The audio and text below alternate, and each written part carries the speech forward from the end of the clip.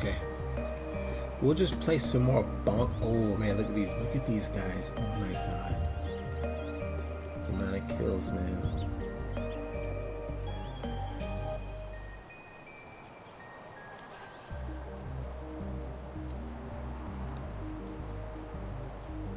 This is crazy. Let me see what I got. I was playing Ninja before.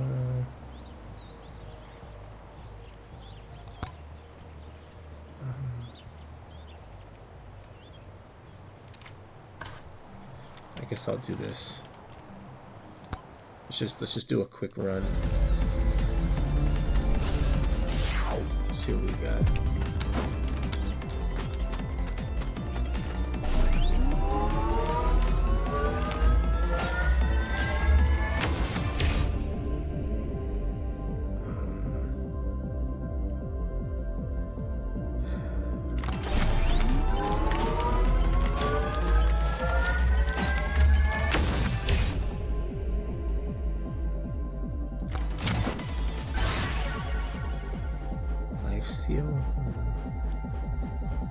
I do want life steal, I think.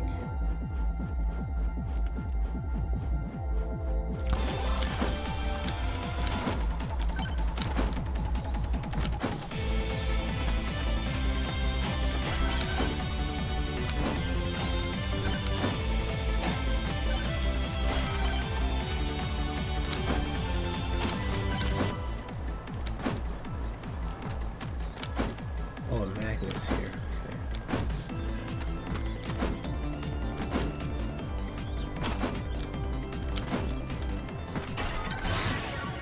Oh.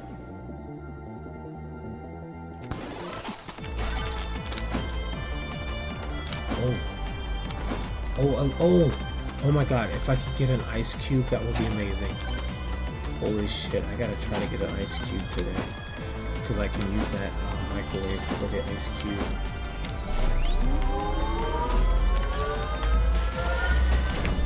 Fuck. This is so lame.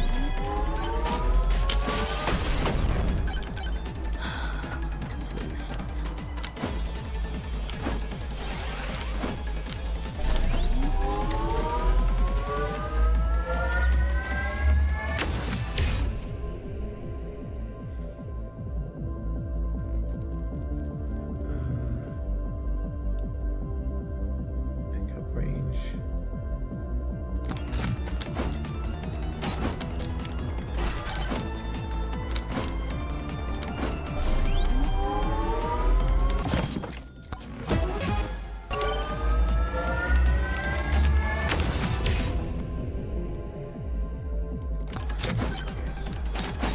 Oh. No. Fuck. Damn it. Oh, dice. Hey, there goes that dice. Let me grab that. Oh my god, I can't even move. Holy shit.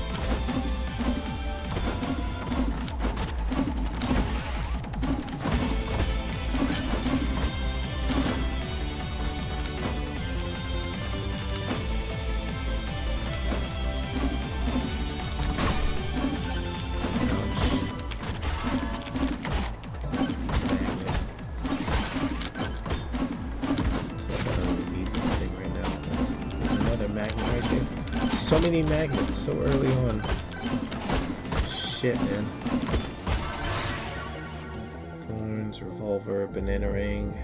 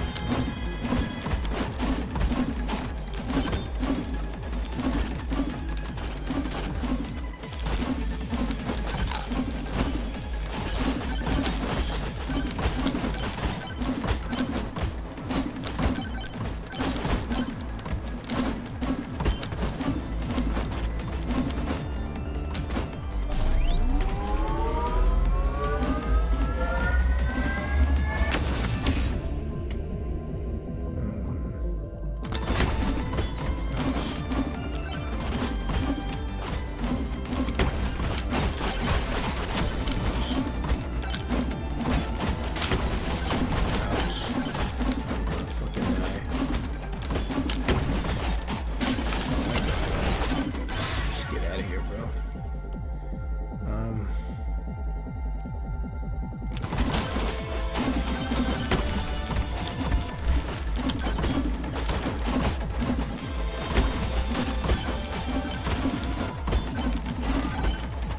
I'm just not making good progress on this.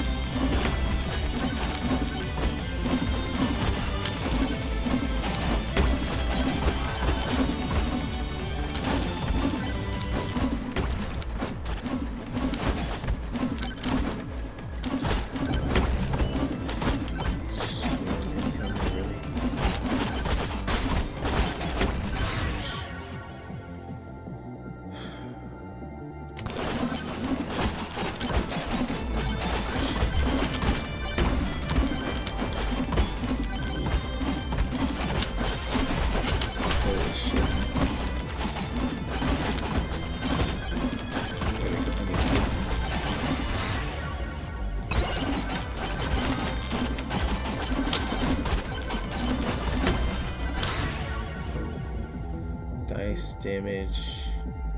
Damage right now is 0. What the heck?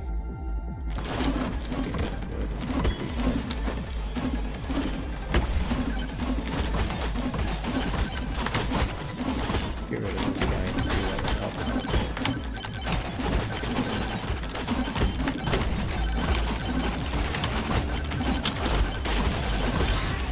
Whoa. Katana, projectile count. Fuck. Oh my gosh, bro. Okay, he's dead. But I'm fucking dying too. Shit. Oh my gosh. Okay. Ice cube. No ice cube, but crit. 30. Oh, should I do the 25%? I'm gonna do this. Start. I think that's better. Life steal size, projectile count. Let's do that.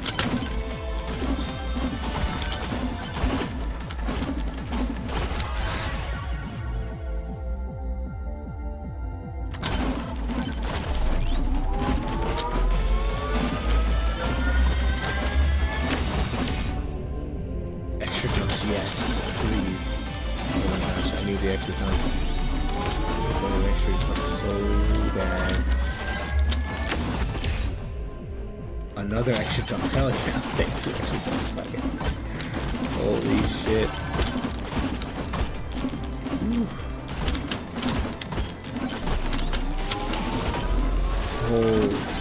Oh my gosh.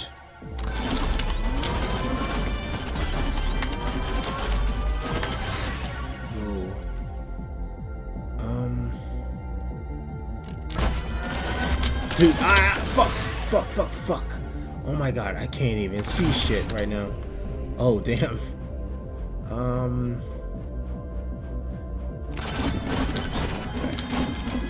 know what to do right now. Oh, there's a freaking heart over there too. And also these burgers. I gotta get these damn burgers too. Attack speed. Oh, hey, look at that too.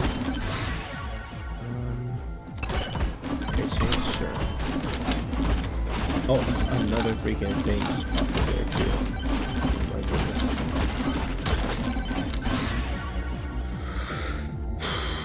Ooh. Damage, lifesteal,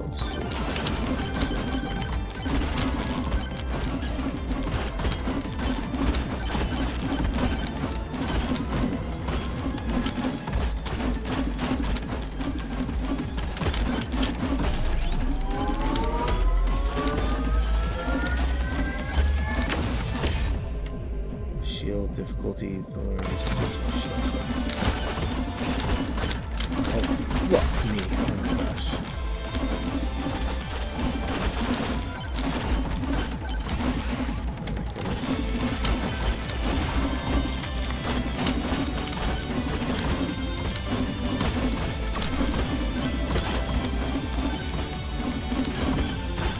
Oh, there was that chest over there.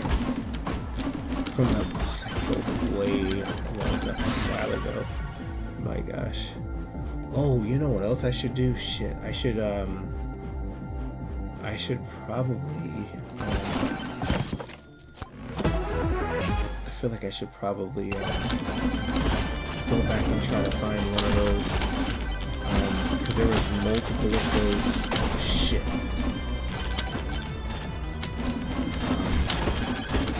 Oh, there's a chest over there too. Multiple of the magnets. There's a bunch of those. There's so many I found early on.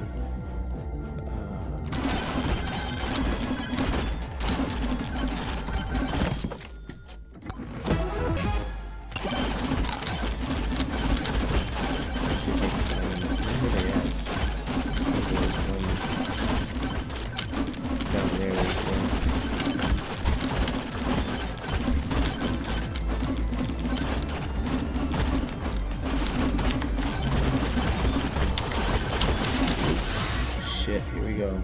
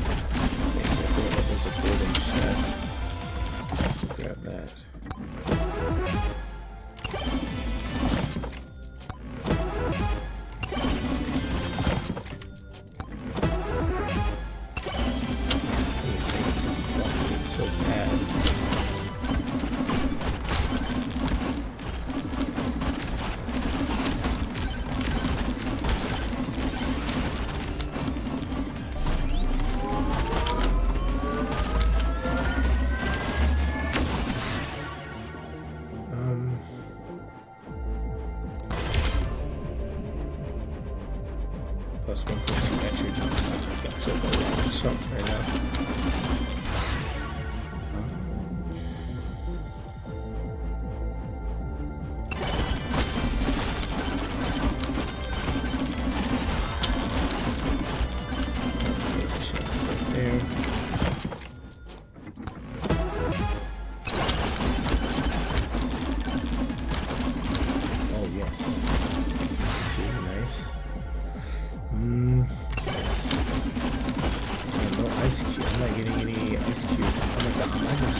There's only a minute left too. Shit, I need to get to the boss. Oh, nice.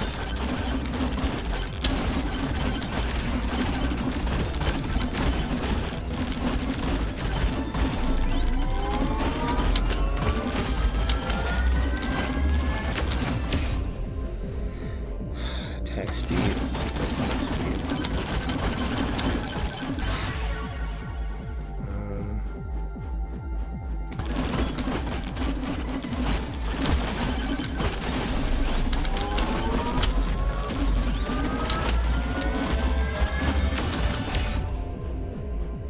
Damage plus 12 damage.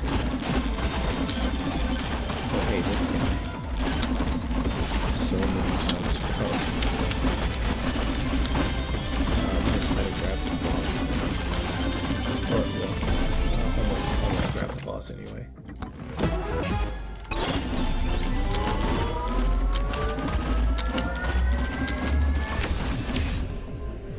Crit damage, life.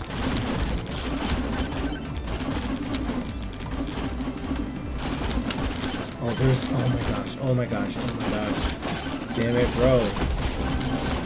Oh no, I am completely, utterly.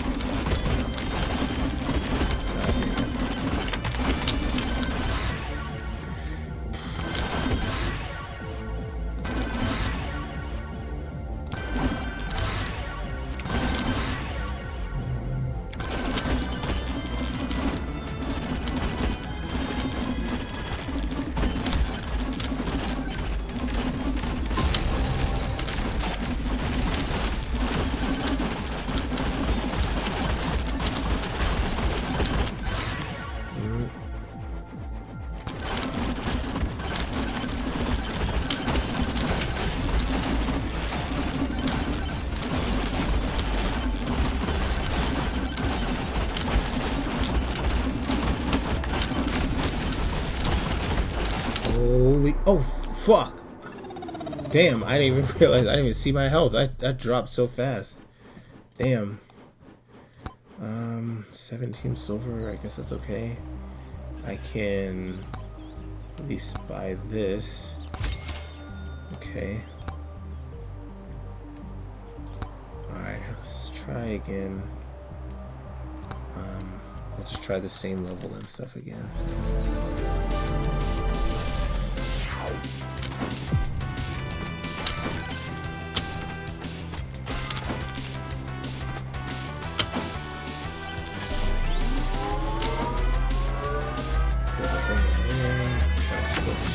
Oh, there's a gold chest over there.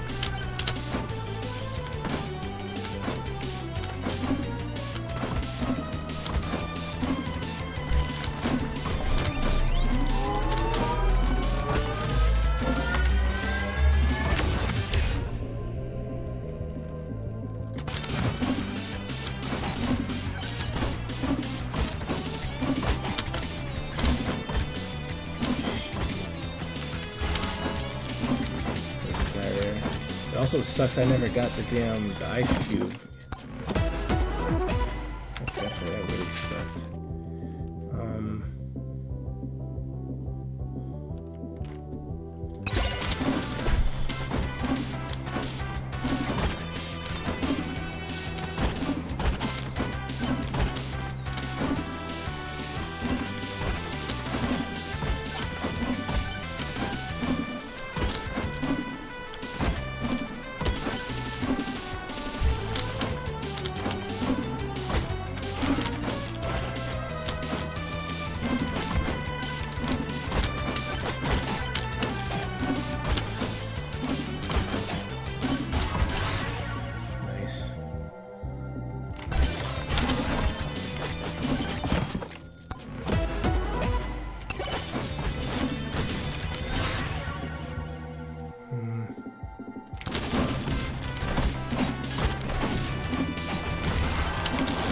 That's right, I can get 3 turns now, too.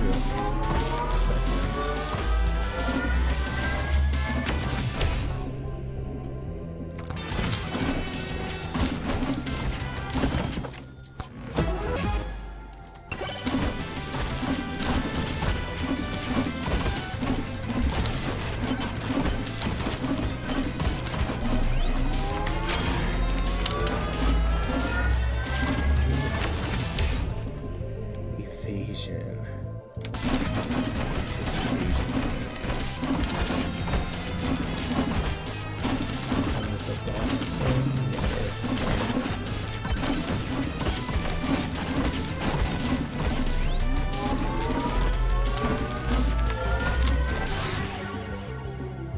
Quantity cone, yes, please. Crit damage, projectile count,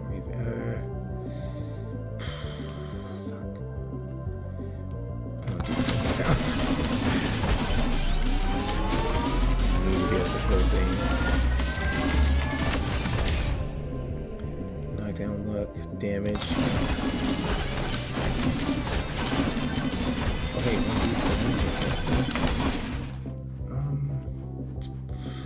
beefy ring. I'm gonna do credit card.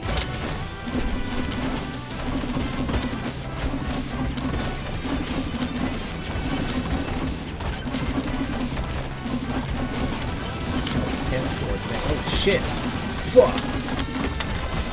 Oh my god, I didn't even realize this guy was here. Fuck me.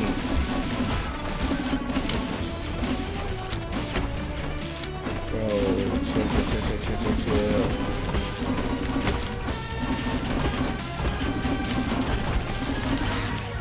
Holy shit, man.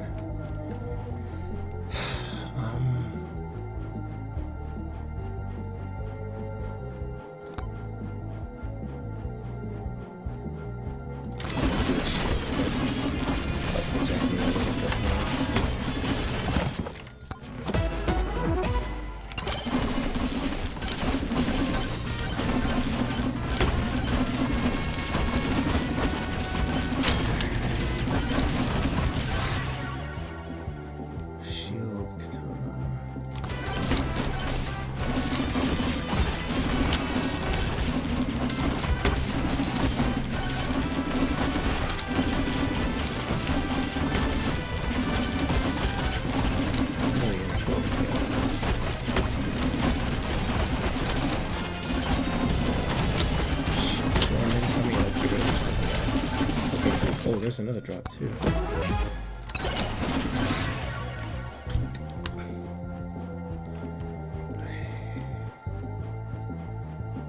Crit chance. Ouch. Oh my god, oh my god, oh my god. I'm trying to get the fucking... You fuckers, bro. You fuckers, man. God damn it, I hate this shit. Damn. Well,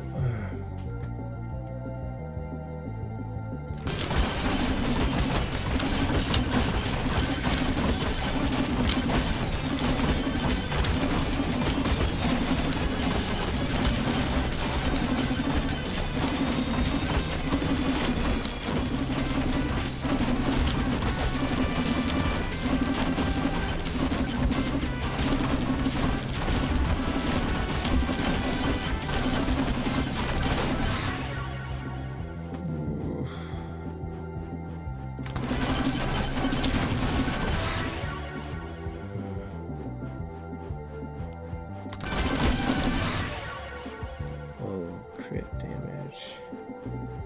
Projectile count.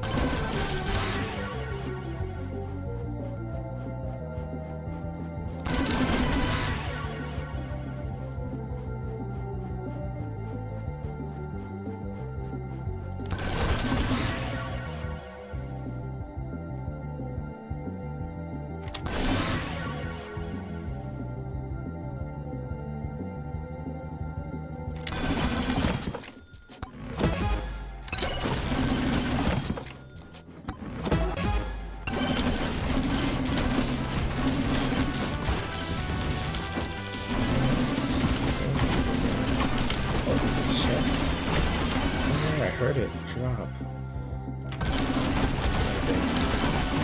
Ooh, shit.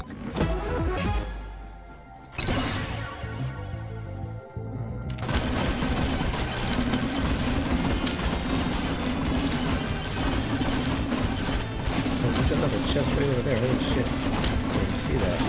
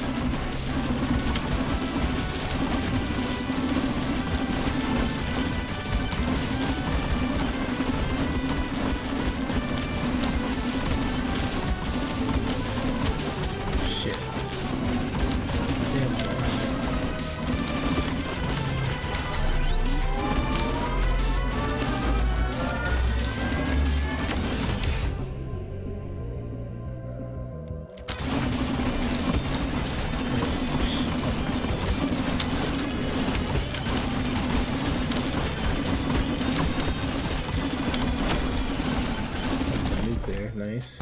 Let's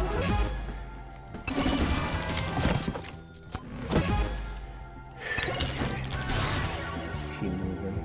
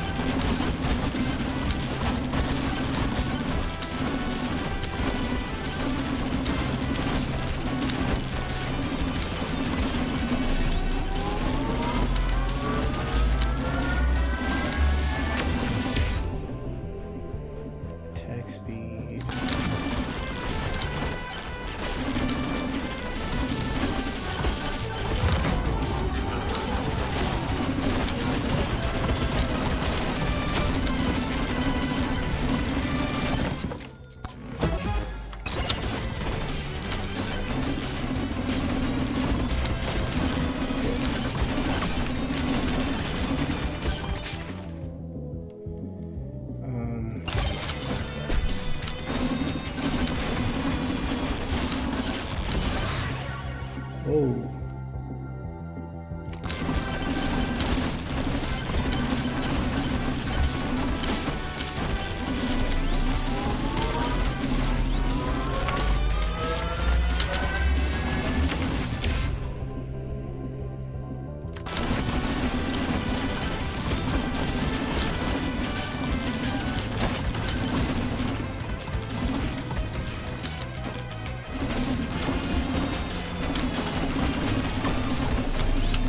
Shit, are you serious? Are you fucking kidding me?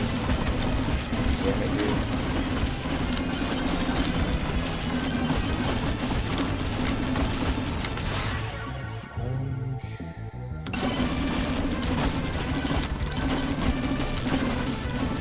Okay, boss. Very nice.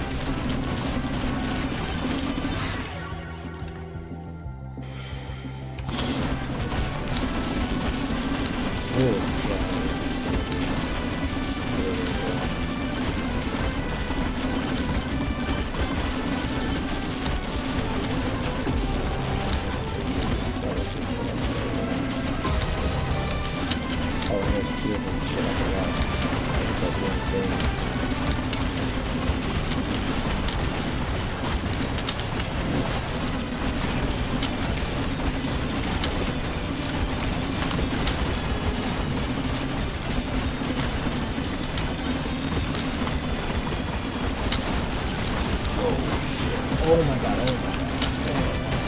Oh my god, I gotta get back up there too. Shit. Oh my god. Ah, fuck. Oh my god, are you serious? Flap, fuck. Oh my fucking god. Dude, shit, man.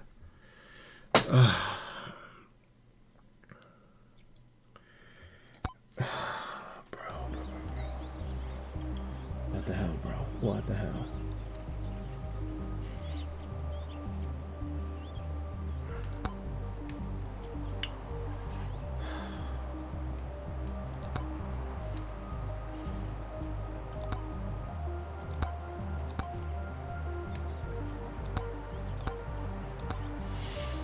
Fuck yeah, let's go again. Let's go again. Shit. Damn. Oh, look at right over there. I see two of them. Oh my god, right up. Two of these right at the start. This is crazy. Okay, what kind of craziness are we getting here? Knockback, crit damage, crit chance. Crit chance. Wish I could refresh this.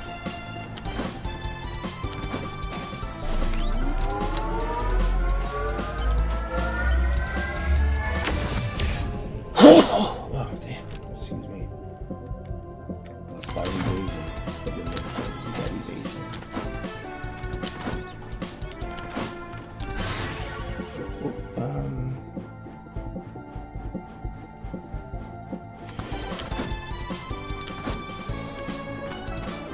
Dude, there's stuff all over here.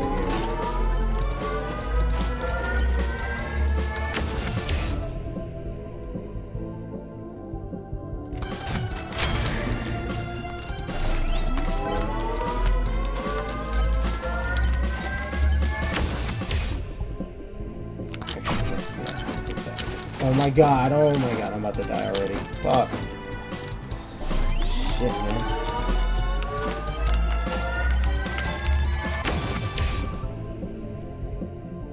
XP, 40% pickup range, plus 20 damage to elites.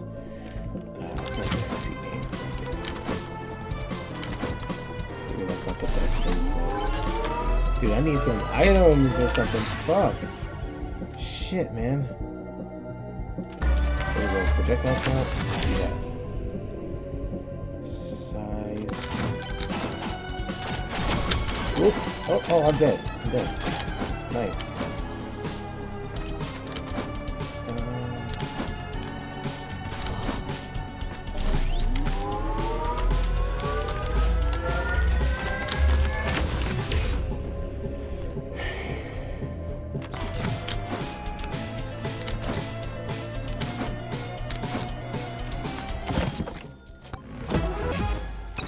Okay, evasion. Yeah, that sounds nice.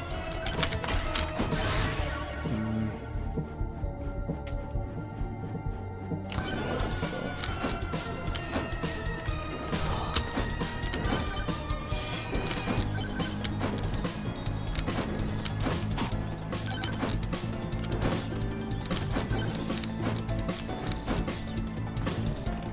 Definitely sounds like some Castlevania music.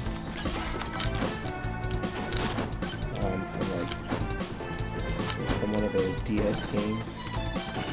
I almost activated that damn boss portal too. Jeez.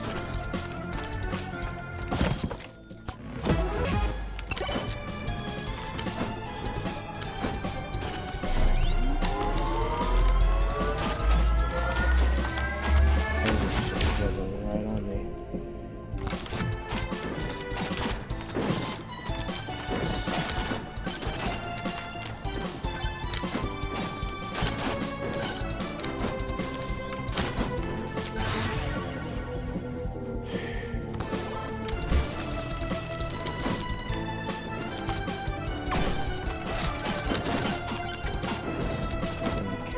Shitty survival. It seemed like I was starting off so good with two of those damn legendary charge station things, but the drops and shit have been fucking terrible.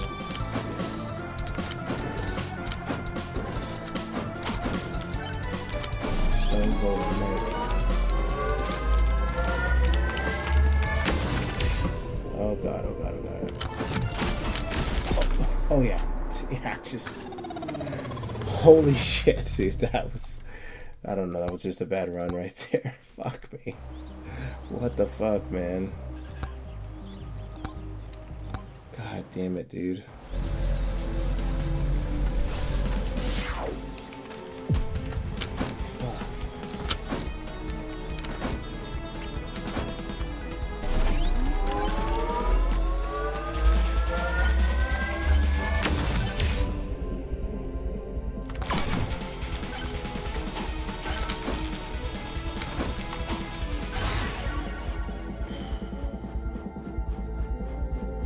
Chance. Oh, he got an item. Fast speed, speedy item.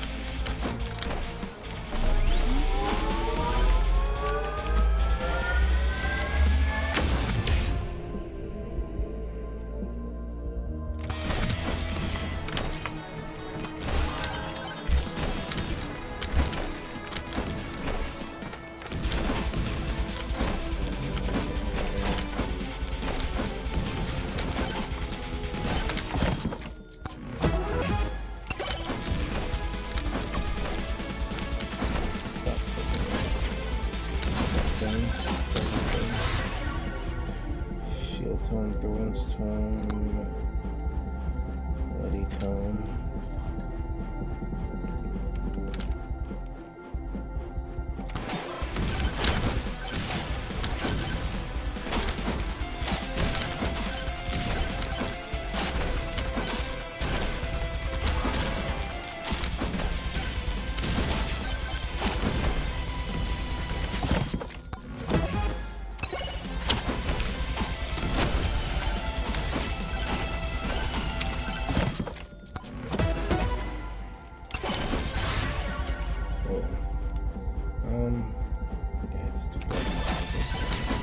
Oh, hey. This guy. Oh, fuck. Give me that, give me that, give me that, give me that. Nice.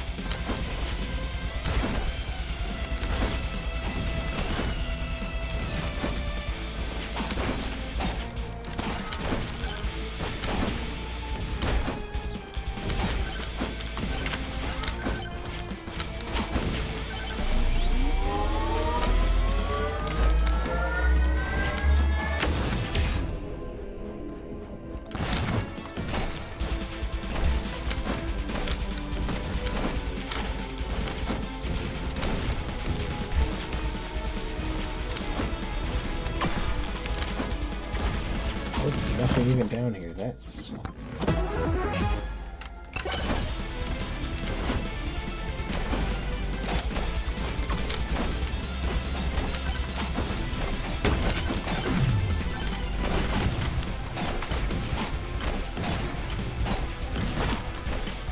Okay, we should be doing this. This is taking so long.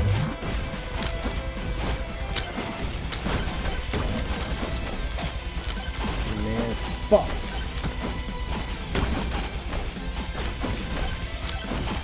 That's here.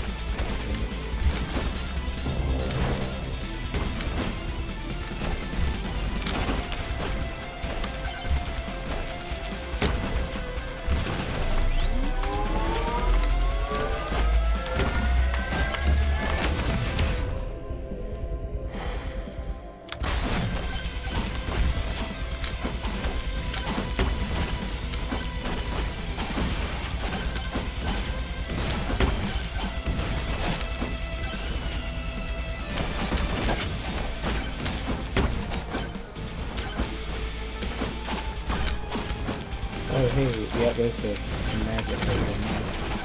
If I need that right now.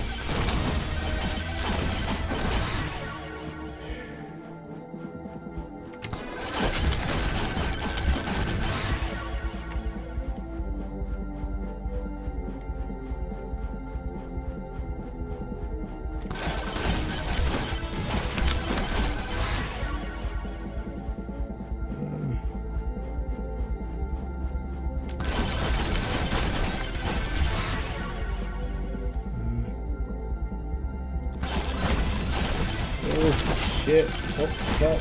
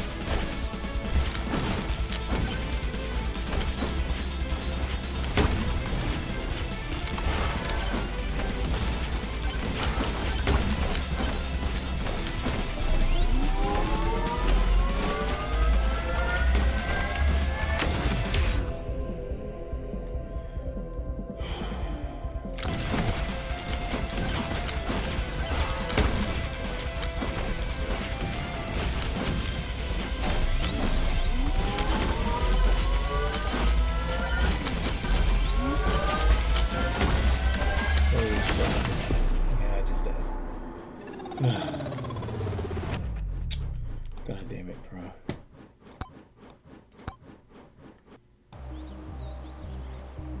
What else we got, man? I can unlock some people too. Among and Bandit. Let me try this Bandit guy.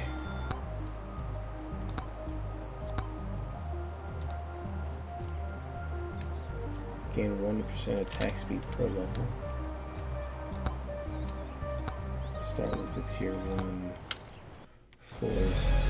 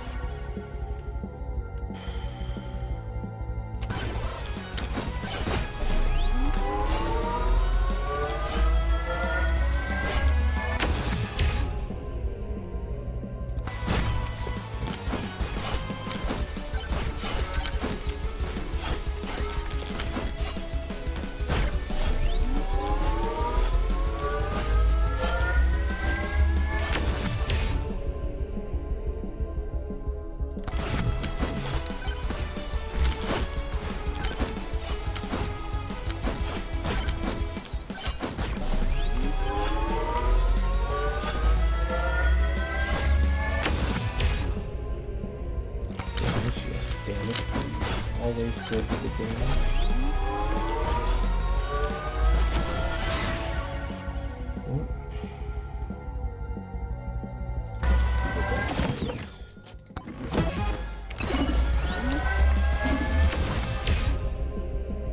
Extra jump.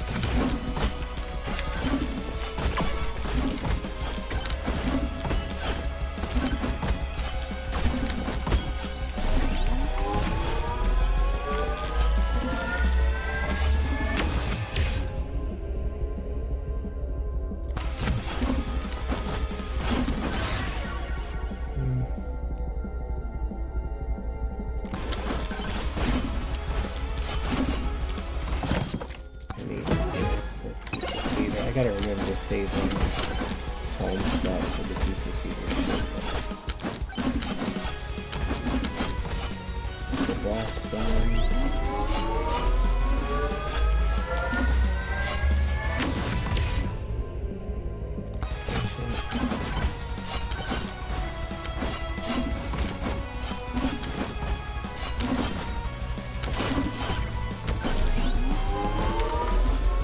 Oh shit. I did not see it.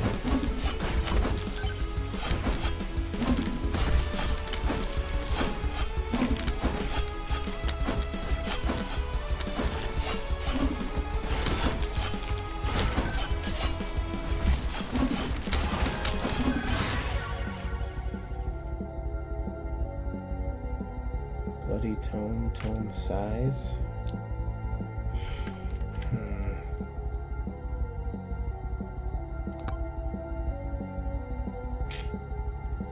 That sucks.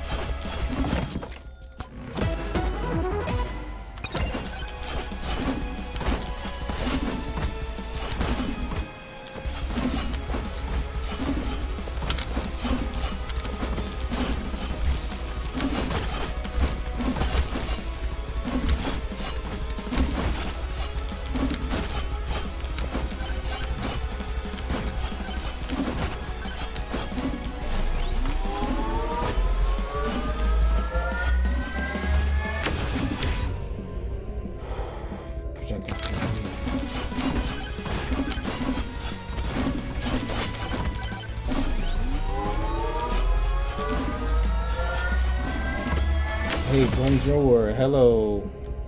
You said comment what? Comment Vatu. Hello, how are you doing? How much French? Oh shit! Damn, this fucking guy. How much French do you know? Silver tone, armor tone, blood magic. Oh, fuck me.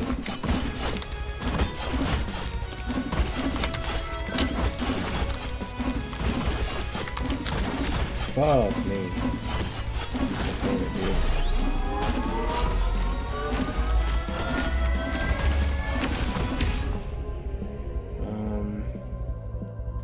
You don't know. You're trying your best. Oh, does your partner not like teach you any at all? She doesn't like try to teach you some, or do you not care to learn? Oh wait, didn't you? You told me before you had some issues with it, with French and all that. Fuck.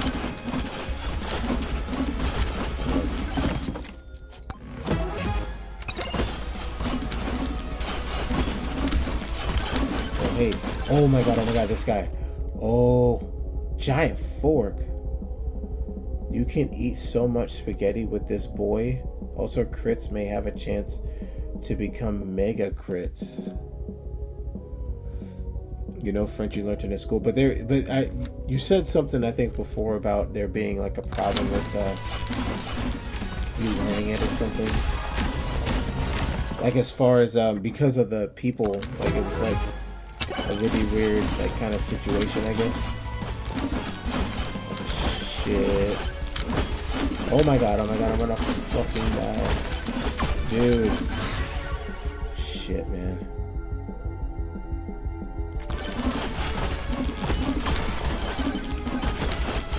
Oh my god, I need that! Fuck you! Fuck, I'm gonna die. Oh no. Fuck. Okay, I have a double jump. I didn't realize how to double jump. I forgot. Oh no! Are you serious right now? Oh my fucking god. Shit, man. Bloody tome. I'm gonna take... No, I need the duplicator. Where's the fucking duplicator, dude? I'm gonna fucking die anyway, it seems like. Oh. Okay, yeah, I killed the damn guy. Awesome. Oh shit. Oh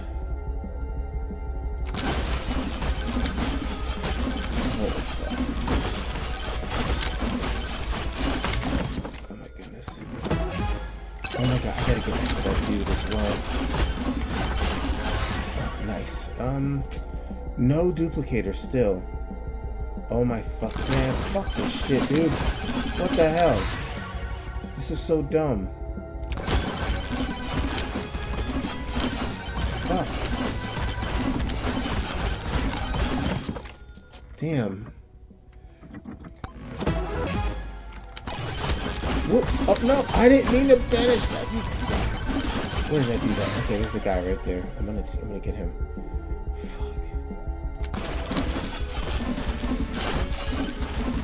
Give me this thing. Let's try this out. Whoa. Also, where is a damn... What, did a magnet drop over here? I didn't even see it. God damn it. Give me that damn magnet, dude. I need that shit right now.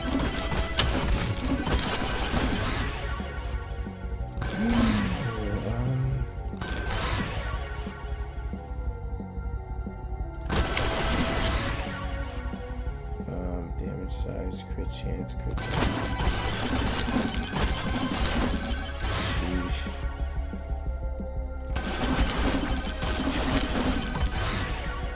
Yep.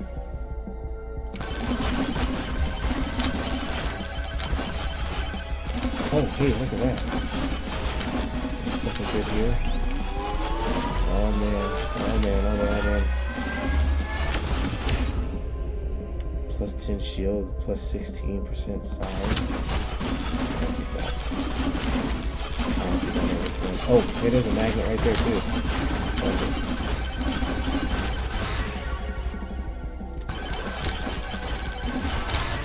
Damn. Size, damage.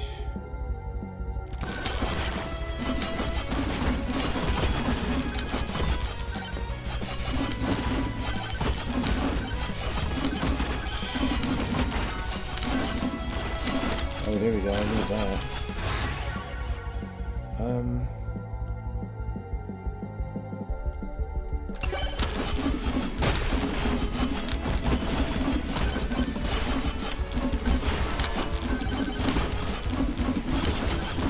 Oh, chest. Where's that shit at?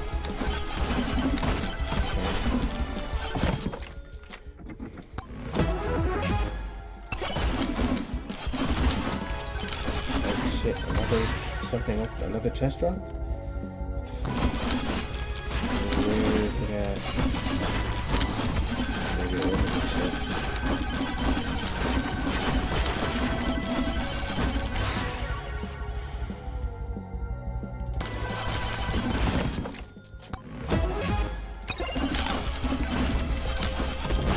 Oh, damn.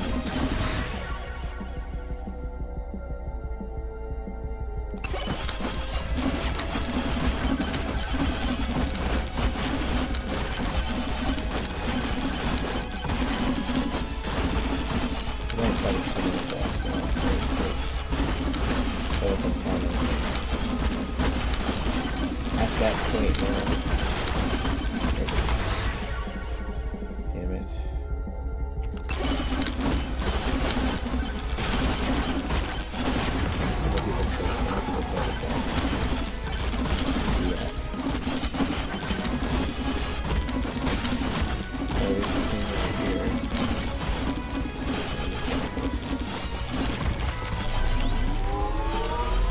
Oh, there's a loop right there too. I'm gonna grab that damn loop.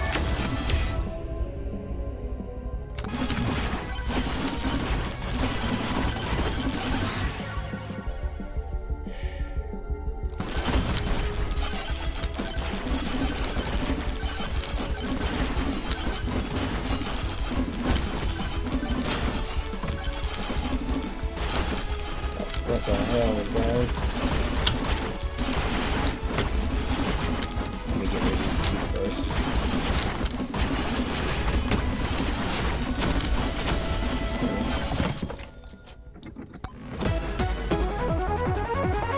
Oh shit. Okay. Move faster, you move, oh yeah, your attack, these are so crazy. This fucking item.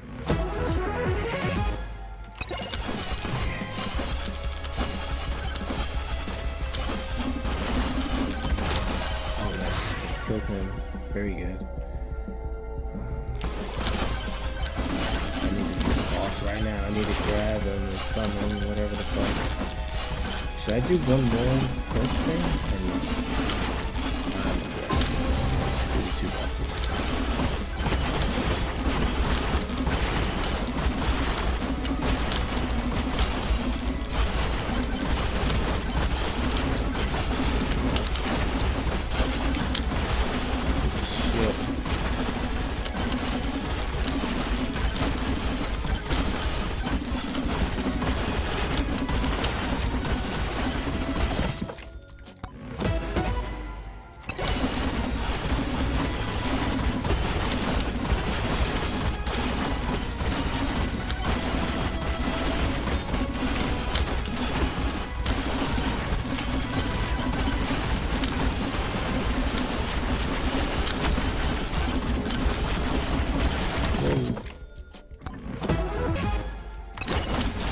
Another chest drop too. What the hell is this over here?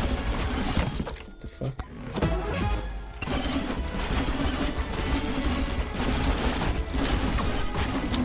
Oh. Nice.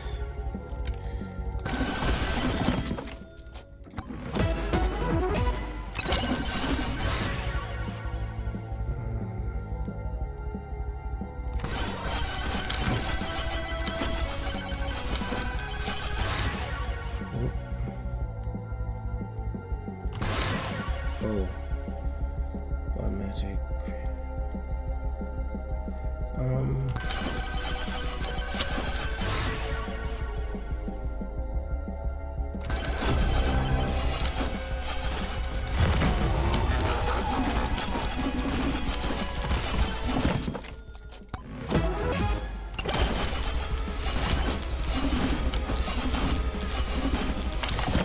Oh shit! I need to get back to the pool. Oh wait, there is no portal here. Oh shit, I forgot. And I was thinking there was another portal, but there ain't. There is no portal. Oh boy.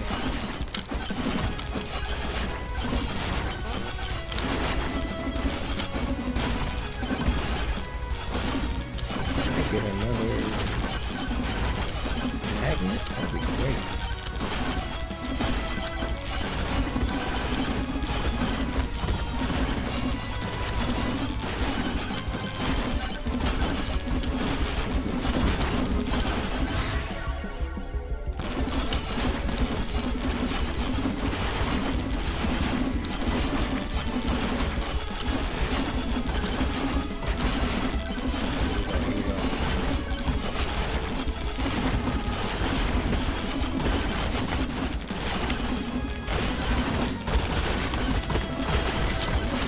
Ooh, shit.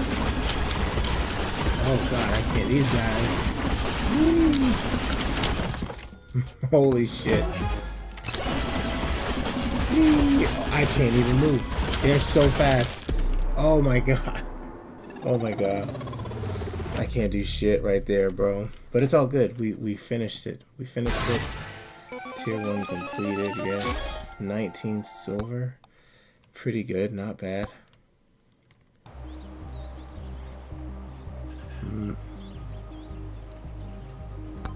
Let's try to do, oh no, I still need more.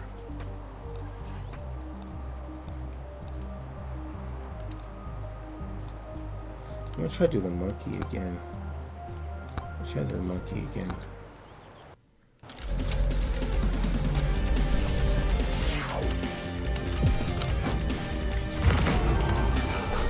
I'm going crazy.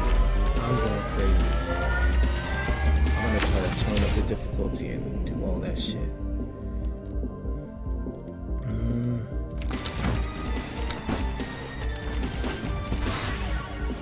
Powerpoint's nice. Oops. Shit.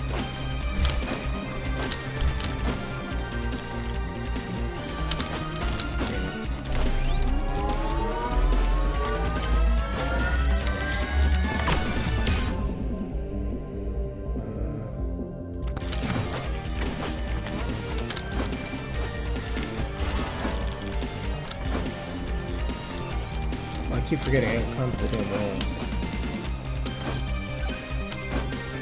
I don't even remember that, dude. I don't know why I always forget it when playing the monkey. Climbing from walls, man. Luck size.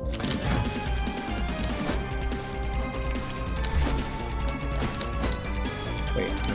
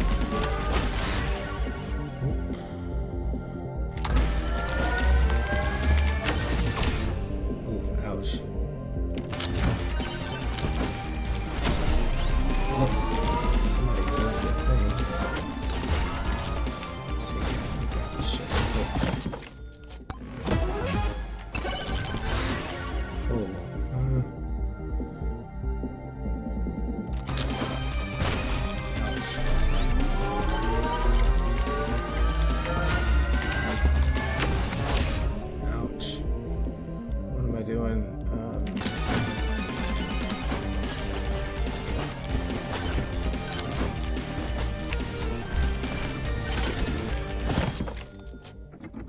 82 is the highest.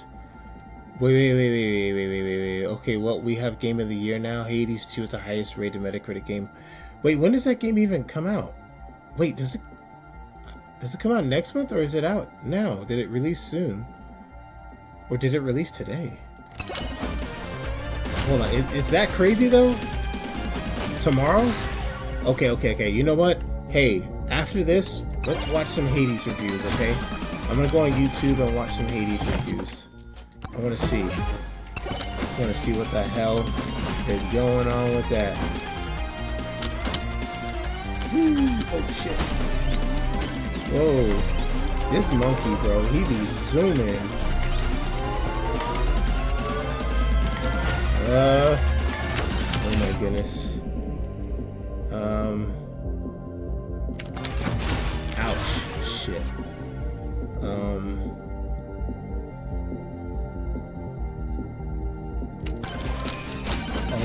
Oh my gosh. Woo.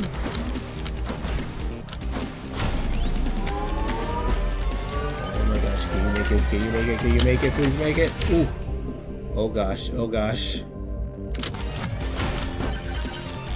Okay, we're gonna take that. Oh, shit. Okay. Like that.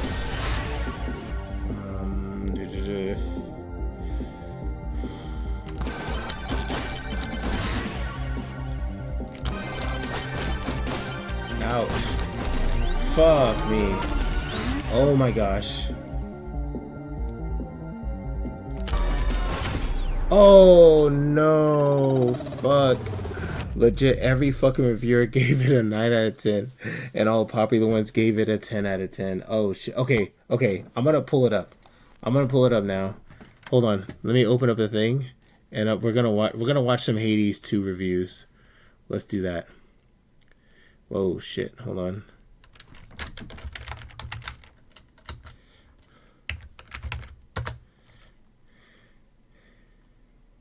Let's see what we can find here. Oh, somebody. Who is that? PK Ouija? Who is that? They're playing Xenoblade X? Huh?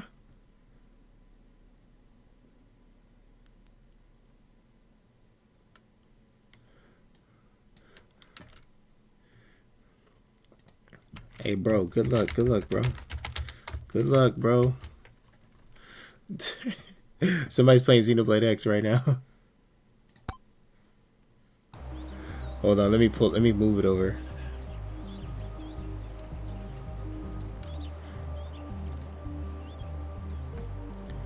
Wait,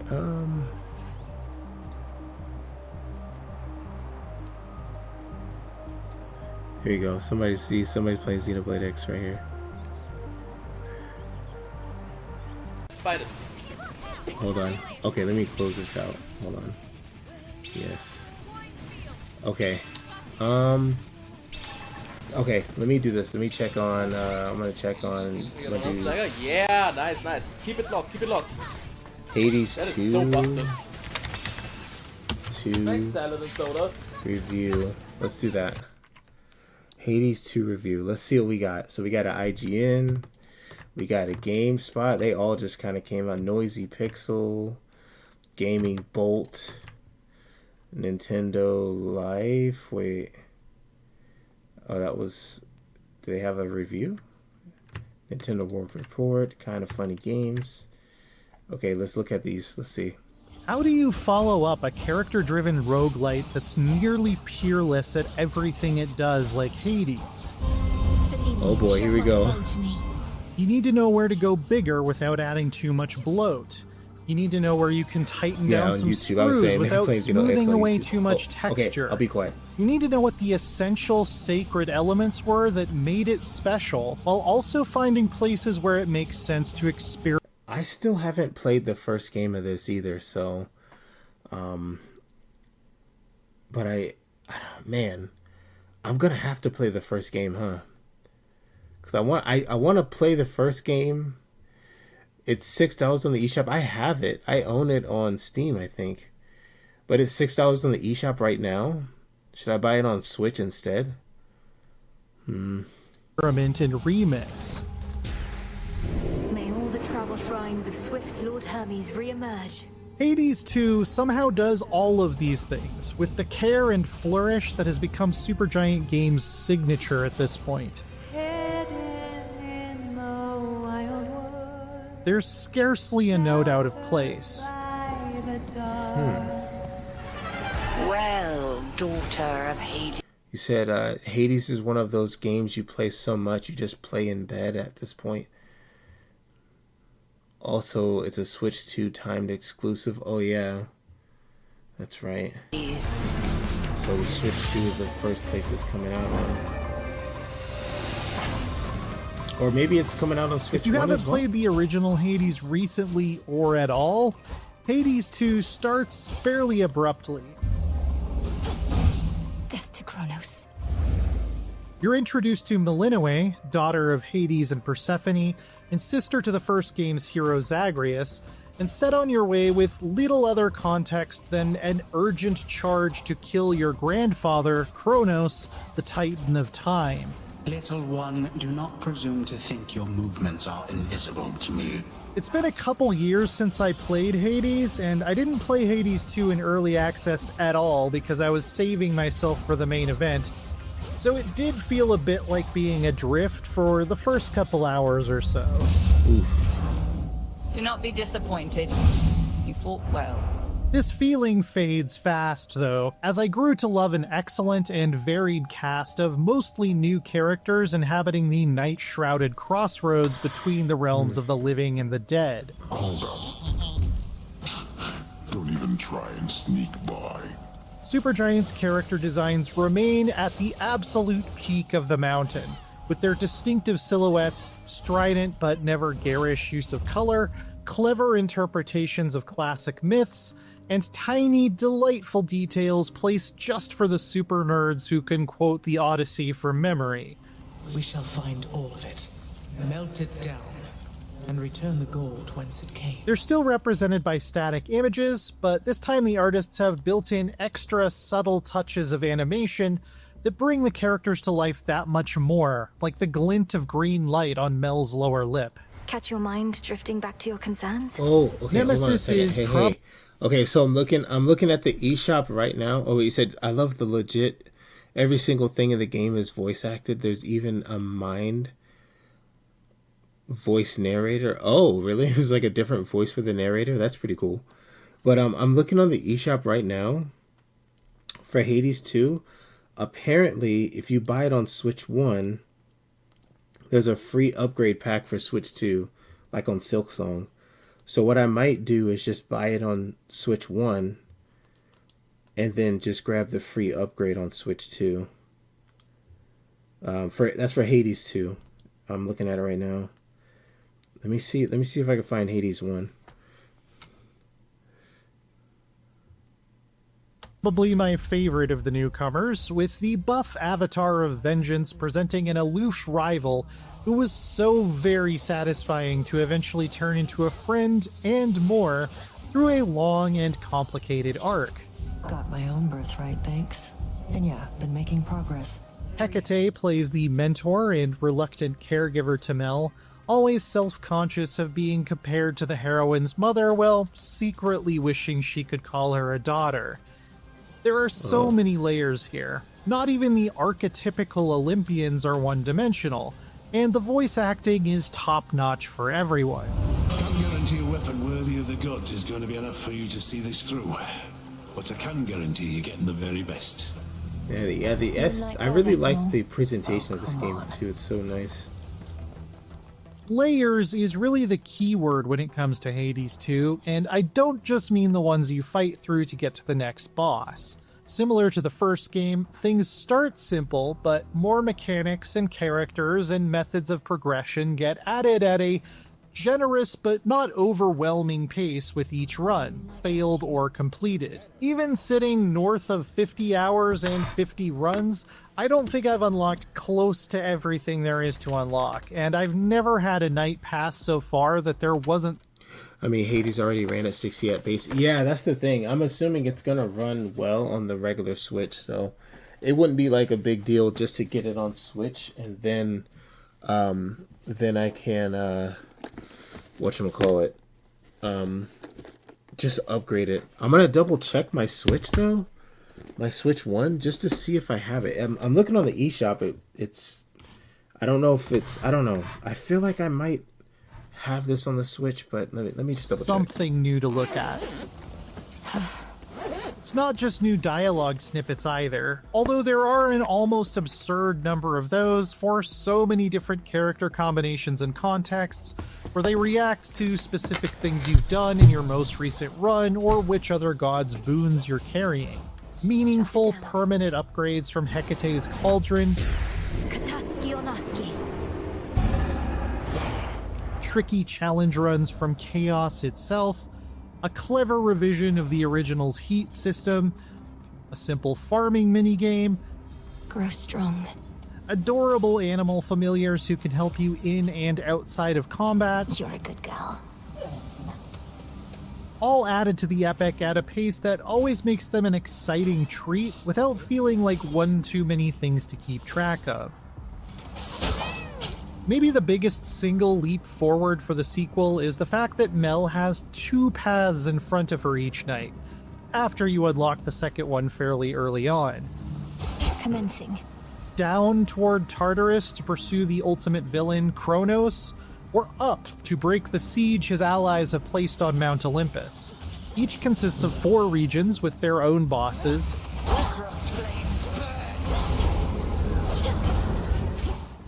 and the way the areas flow together is rarely as simple as going from one meadow to the next. Fix the barrier, did they? In the surface city of Ephira, for instance, there's a town square with 10 streets leading off into 10 different battles, and you can pick which 6 of them to visit and which rewards to earn in which order to bring down the barrier blocking your progress. Blast this thing. I really liked how stuff like this changes up the usual pick door number 1 or door number 2 routine, and there are similar but different approaches in other areas as well. Kronos can wait, for he is time itself. But the real genius here is that alternating between the 2 paths creates double the variety possible in subsequent runs. Doing a Tartarus dive and then an Olympus climb, you won't be seeing any of the same areas or bosses back to back. It's not like the first Hades ever got really stale, but this one definitely won't when this choice is always on the table. And you aren't forced to go through every Tartarus level to see the first Olympus one, which means it'll take longer to get tired of them. It's a very smart approach because if there's a particular boss on one route who's really driving you up the wall, Eris, I'll never change. you can switch to the other one for a bit and farm some upgrade materials before trying to break down that wall with your head once again. You will have to vanquish both routes multiple times eventually to see the end of the story, of course. How could you do this to me, babe? Zipping around and zapping monsters as Mel is just as snappy and delightful as it was as Zagreus, but also feels distinct. I almost think of it like playing the same RPG with a different character class. If Zagreus was a warrior, Mel is kind of a mage, or more appropriately, a witch, with a stronger emphasis on clever battlefield control and an in-depth mana system to manage. Her varied arsenal can change this up a lot, from a pair of twirling torches that turn you into a ballerina of death, So much left to say.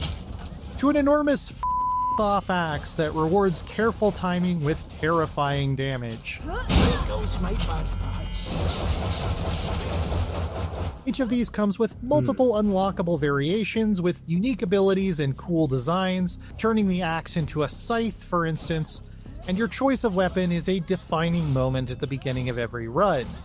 No matter which you take, you always have access to a weapon-agnostic cast ability as well, which binds foes in a magic circle that can slow them down and damage them. Many of the challenging new enemies are built with this in mind, requiring you to really think about where and when to place your trap if you want to master Mel's fighting style. It's very thematic and made me think about her battles quite differently than I would with Zagreus, which is awesome. When it comes to the randomized boons various gods will offer, it's like Supergiant's designers took every piece of feedback I could have given them about those in the original and used that to mirror polish these new and returning ones. The seas themselves are simpler to control. At this point, there is no Olympian whose sigil I will just re-roll immediately.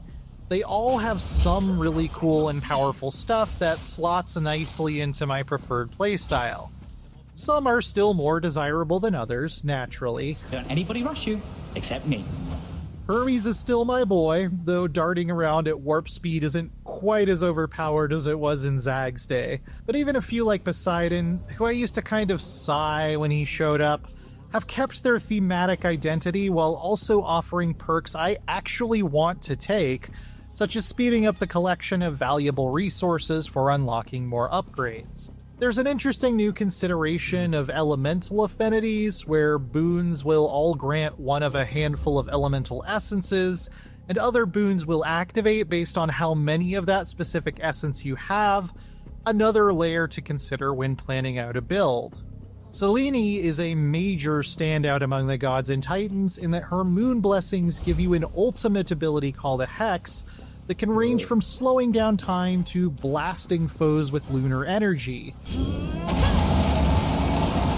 Each time you pick her symbol, you get to put points into a powerful and semi-randomized talent tree for that specific hex in order to make its effects last longer, hit harder, recharge faster, and some other really creative modifiers. There are so many new ways to fish for synergies and discover gloriously overpowered builds, but I rarely have a run that makes me feel weak or bored.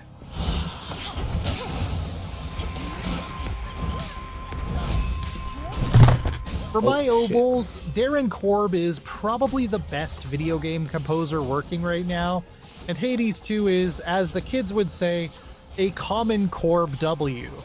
I would even call it a step up from the first Hades musically, as his blend of ghostly melodic motifs, lo-fi hip-hop vibes, and soaring nods to the heroic and mythical brew up a soundscape that is so distinctly his own.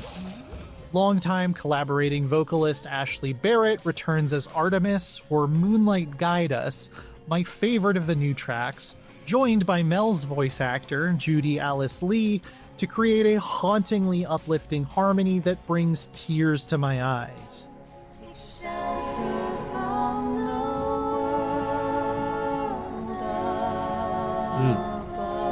They're just singing, "Hey Lemon Pass, what's up?" We're watching some Hades 2 reviews. You just got home. Welcome back home, man. Kind of sums up Apparently how I this game feel is about like Hades 2 game overall. of the year, maybe. Things are a lot right now, and this is a place I like to go to hang out with my witchy friends for a while. Few places such as this where two realms meet. Of course, I also have to shout out the musical Scylla and the Sirens boss fight, featuring the absolute pop rock banger, "I am gonna claw out your eyes, then drown you to death." I find myself humming it every time it plays, even as I fight for my life against a group of sea monster divas with very little respect for my life or fashion choices. An excellent touch to this fight is that the music changes as you defeat the drummer, the guitarist, and the singer individually, which you can do in any order. Hades 2 can be laugh-out-loud funny just as well as it can be melancholic and it's going to release introspective. on everything eventually, but I think it's releasing on Switch like as a timed I played exclusive. about 10 I of think the it comes out 50 hours tomorrow. I've logged so far on the Switch 2, and I should note that the Switch 2 upgrade pack was not available until launch day, so the version I was playing was almost identical to the Switch 1 version. And while it's just as good playing docked on a big TV as it is on my PC, I did find that there were some minor readability issues in portable mode, particularly in certain boss fights where it's important to tell which way a smaller enemy is facing. It can be tough to pick out with Hades 2's zoomed out perspective on that tiny screen, and I have better than 20/20 vision. It's not a deal breaker, but I would often pause and switch to docked mode for tougher battles. Like Diablo. How do you even Yeah, it sum feels up like, something I as haven't played this game beautiful, before, but special, memorable, and it looks kind of admirable like as Diablo Hades just from 2? like watching it. There's no one out there doing what Supergiant does as well as it does, and this exceptional action roguelite is some of this team's best work on nearly every level, which is an astonishingly high bar to clear. It's the type of video game that reminds me why I love video games so damn much. The art is breathtaking, the characters are captivating, the combat is fast, fun, endlessly varied, and tactical, the progression is deep and rewarding, and the music is spectacular. May Moonlight guide us. Damn, all bro. of us. 10 out of 10, bro. What the fuck? Yeah, I don't know. Executive Reviews editor Tom Marks here with Len Hafer, reviewer of Hades 2 for us. Len has reviewed tons of stuff, one of our most prolific reviewers, stuff like survival games like Valheim. You've done roguelikes, also like Deep Rock Galactic Survivors or Have a Nice Death. All right. Also, let's check this other one. This is another one for as a finely honed and GameSpot. deeply engaging roguelike that builds upon the strong Better than the foundations Silksong established rating? by the Oh, first was game. it? It's What does larger in Silksong every even way. get on IGN?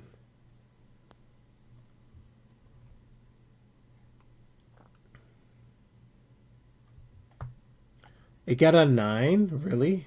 I didn't even see. Should I check out the review for that one? Claire also a 9. Oh, shit. Can more than one player? I think it's just single player. I think that's what it is. I think it's all just single player.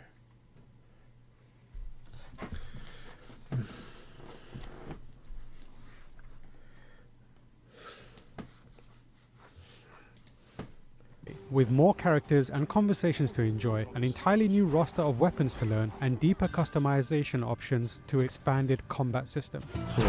Yet none of these upgrades compromise Hades' legacy. Rather, Hades 2 improves upon its predecessor in every way, making it a masterfully crafted sequel that is essential to play. You meet my brother Zagreus. Kronos took him, along with my parents. Instead of playing as Zagreus again, you play as his sister, Melinoe, who was born after the events of the first game. Okay, so also something else.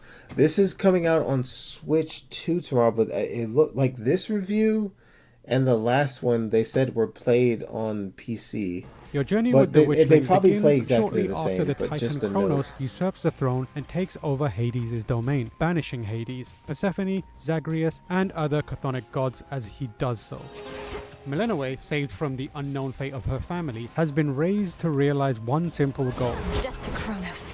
That goal is realized over many, many treks through Hades and beyond, with each run featuring randomized elements, including the enemies you'll face and the upgrades you'll earn along the way. With the help of her mentor, fellow Titan Hecate, Along your path are to be found resources and reagents we require.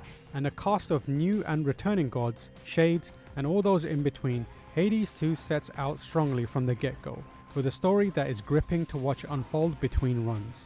Know that the family has your back, surprised as they are about this. For all its improvements, Hades 2 doesn't initially look or feel that different from the original.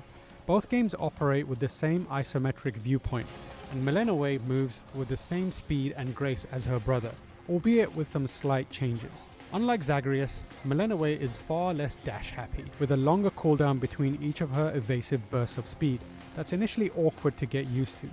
This is offset by a greater emphasis on maintaining speed through sprinting, which you engage by holding down the dash button right after executing it. The sprint provides the same degree of damage avoidance Zagreus enjoyed, but feeds into additional offensive options. And some enemies are designed specifically to punish a reliance on just dashing to encourage a shift in mindset. The sprint can also be upgraded with boons, the random upgrades you receive at various points during a run, in a similar fashion to your standard attacks, letting your sprint shock foes with Zeus's lightning, or knock back entire groups of them with the powerful waves of Poseidon.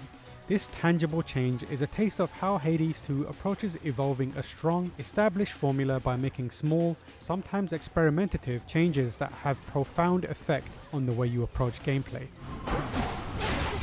Nowhere is this more evident than the expansion of Milenowe's offensive repertoire. She maintains the trio of options that her brother had with standard, special, and cast attacks. Both the standard and special attacks are determined by your selection of a weapon when you begin a run. This is already delightfully varied, with the starting witch staff offering a nice balance between safe ranged melee strikes, while others, such as the sister blades, demand a bolder approach, since their limited range forces you to rarely get in the face of enemies.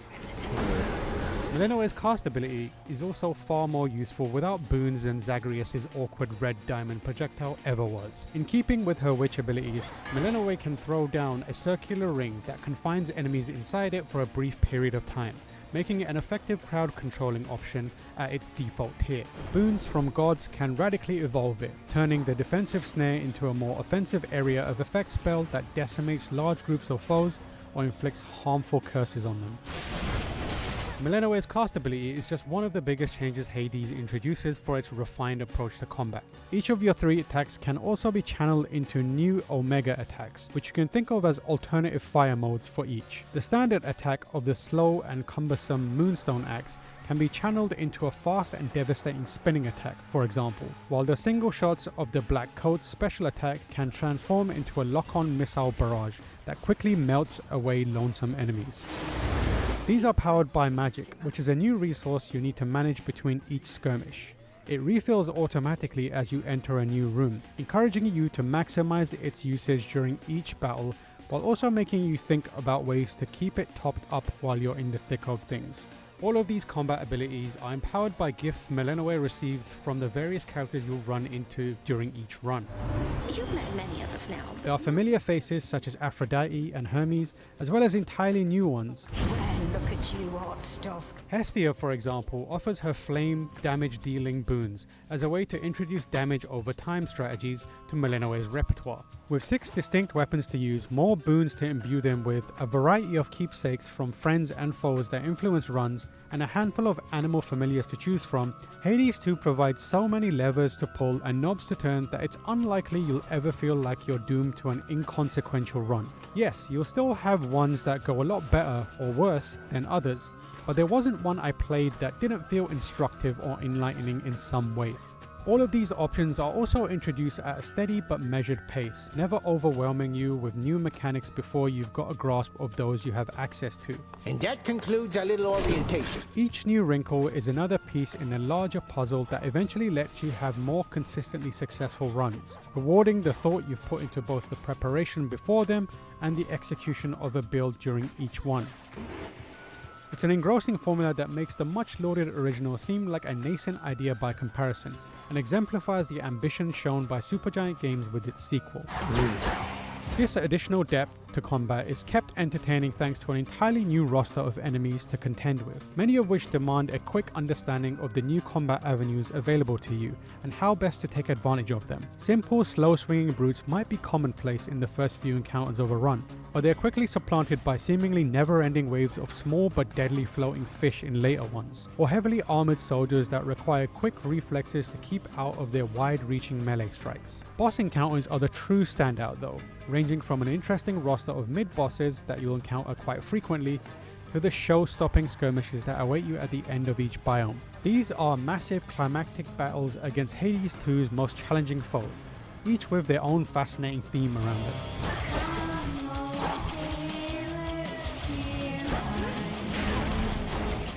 The music melds a thumping double bass and roaring electric guitar with the smooth vocals of Ashley Barrett, who continues to outdo themselves with each new game they feature in. It's tough to pick a favourite among the pair's work across Supergiant's suite of games, but there hasn't been one as varied and full-bodied as this. Next. Each of Hades 2's biomes also marks a departure from the environments from the first game, which might be a relief to hear given you'll mostly be traversing the depths of Hades again. Alternative pathways lead you to new areas that are bursting with colour and character, with Supergiant's distinctive art style shown in its best light here. Hades 2 features an outstanding reimagining of the depths of hell, which is accentuated by the nostalgic return of familiar spaces in the game's later and more climactic sections. It's surprising too that traveling down the levels of Hades is not the only path that you can take, with an entirely different route to take during a run opened a few hours into your playthrough. This expands Hades 2's content well beyond what was offered in the original game, with the original 4 biomes supplanted by more than twice that. This expansion doesn't come at the expense of quality either, with each biome rendered in Supergiant's immediately recognizable art style. Hades 2 is the best looking game the studio has delivered yet, and the richest it's ever crafted, with an immense amount of detail poured into each space that gives them presence within the wider mythos of Hades' world. The scorched cities of a city ravaged by war stand in contrast to the clinically clean halls of the usurped underworld, the underwater boiling rooms of the Siren's forgotten nightclub opening out to the wide open fields littered with lost souls. Hades 2's world is diverse and memorable, and not just because you'll be traveling through it time and time again. The areas are also more mechanically varied, with a few offering larger spaces that you can explore while giving you the chance to choose which routes to take and when. It serves to break up the monotony of moving strictly from one room to the next linearly, but the sheer variety on offer makes it difficult for that to ever feel like a problem that needs solving in the first place. The choices of which narrative threads to follow, along with the quantity of content added to the overall package, just further show how much more ambitious Supergiant is with its first ever sequel. The Crossroads, a refuge that sits between the base of Mount Olympus and the depths of Hades, acts as the sequel's analogue to the first game's House of Hades post-run hangout spot, offering up a multitude of base building options that all have tangible impacts on your effectiveness during runs.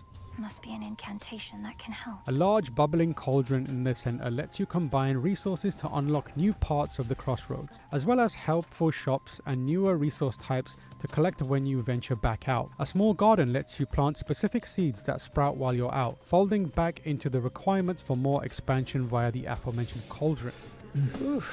The Crossroads also includes specific activity spaces that let you take characters out on small dates, both friendly and a little more intimate. So what did you and the Fates do for recreation where you're from anyhow? Which provide more environments for more narrative progression to take place in. Customization options are also more expansive than in Hades, letting you decorate and personalize the space to make it feel more homey between each run. While Hades 2 makes it easy to bounce from one run to the next, having a little more to do in between them is a welcome addition. Paramount to permanent character progression is a new Arcana card system that replaces Zagreus' one-dimensional upgrade mirror from the first game. Each card gives you an advantage of some sort during your run. This can be as simple as rewarding you with a Death Defiance, which keeps you alive after an otherwise fatal blow, or buffing your total magic and health even before a run starts. Others, like the ability to deal additional damage to foes with 2 curses, or buffing damage while your magic isn't fully replenished, define a tone and strategy to your run before starting, helping you craft your playstyle accordingly as you go. The number of Arcana cards you can equip is determined by your grasp, a numerical total that you can expand with a different resource as you chip away at runs. Each card has an associated cost depending on its overall effect, so you're challenged to balance which ones you equip based on your capabilities at a given time. The more cards you unlock, the more grasp you obtain, the bigger the advantage you take into a run, and thus the greater chance you have of completion. It's a far more dynamic system than the one-off switches in the previous game, tying in nicely to the already deeper choices you have available in combat. I've discussed the matter with Hecuba and Gali both, and they are willing to watch over you. The Crossroads is also integral to the way Hades tells its tale. The stakes of the story are more profound here, with a wide-reaching conflict that threatens not only Melenoe and her family, but every corner of the underworld, the surface above, and the gods looking down from the mountaintop. We have not seen you in a little while, my dear. Kronos is a suitably harrowing villain who consistently pops up to threaten you as you're nearing him, while also reveling in all your defeats, making them many times you'll best him satisfying victories. The frosty goddess Demeter is urging you along this eve. But Kronos is one of the many fantastic foils along the way, with Hades 2 giving time for each main antagonist to shine in their own way. They, along with your allies at the Crossroads, all react believably to each of your actions, remarking on your weapon choices, the boons you've picked up along the way, the manners in which you were defeated, and more. Why confront the armies of Kronos head-on when you could go around? Just like the first game, this is where Hades 2 really distinguishes itself from its peers in the genre, with the unbelievable way in which its script incorporates each of your actions fluidly into its core narrative to make it feel like the story is being written as you play. It's the strongest hook that the original game possessed, one that no peer has matched since, and one that Hades 2 surpasses so effortlessly. Returned from above ground. Voice acting is exceptional throughout, a feat made even more impressive only once you've experienced what seems like an endless stream of captivating dialogue that empowers the hundreds of permutations you can come across in each run. Oh, your brother would be so proud. Melanoe is often witness to the incessant bickering between the pantheon of gods, titans, and those caught in between, and sometimes the cruelty they let spill out into the world. Let's say we give her the old song and dance. But Hades 2 definitely interweaves brevity and witty writing that keeps the tale endearing. It's captivating to watch Melanoe's relationships with each of these characters evolve with each passing night, making you crave each new interaction and giving the story more depth than the average revenge plot at its core. It's true. Whether you were witness to all the work done on Hades 2 during early access or not, there's no denying how much effort developer Supergiant Games has put into its masterful sequel. Hades 2 is one of the best roguelike experiences ever, with clever improvements to its established formula that accentuate its strongest attributes. More importantly, it achieves this without requiring you to be the most well-versed player on what came before, but not at the expense of offering a new challenge to those that have spent hours digging away at the first game's most brutal endeavors. And you did the most important thing parents can do. You protected me. It's deeper and more complex than the original in every way, from its greatly expanded combat system to its larger, more complex web of character interactions that power its more ambitious narrative. Hades 2 is a game that is essential to experience, with all of its parts coalescing into a memorable adventure that you will likely lose dozens of hours into without regret. Another 10 out of 10. Sheesh. Sheesh.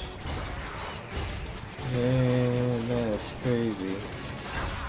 Let me check this thing too. Let me check this. Let me check the Metacritic junk, yo. Metacritic.com. So it's, yeah, Hades 2.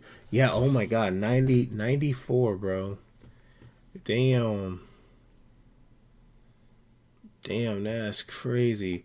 What? Wait a minute. $49.99 at GameStop? Oh, I guess that's for the physical. This game's like $20 on the eShop. What's up with that? It's like $25 or something, I think. Maybe it was 30? It wasn't 49. 94 out of 100. Yeah, it is. That's only 30 reviews so far, so it could slightly go up or down from there. Yeah. So it could go to a 95 if they get more reviews coming in. Because 30 doesn't even seem like that much.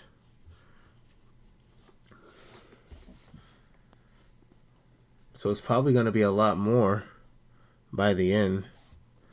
Nah, they had early review copies, so likely not. This isn't a Silk Song. What do you mean, though? It could definitely change. Once other people review the game and they get their scores added, it could go up or down. I mean, this is probably going to be around where it is, 94. But, it could potentially go to 93 or 95 too, depending on what reviews come in. So, damn. But still, 94, that's insane just for the initial reviews. Damn, dude. Damn.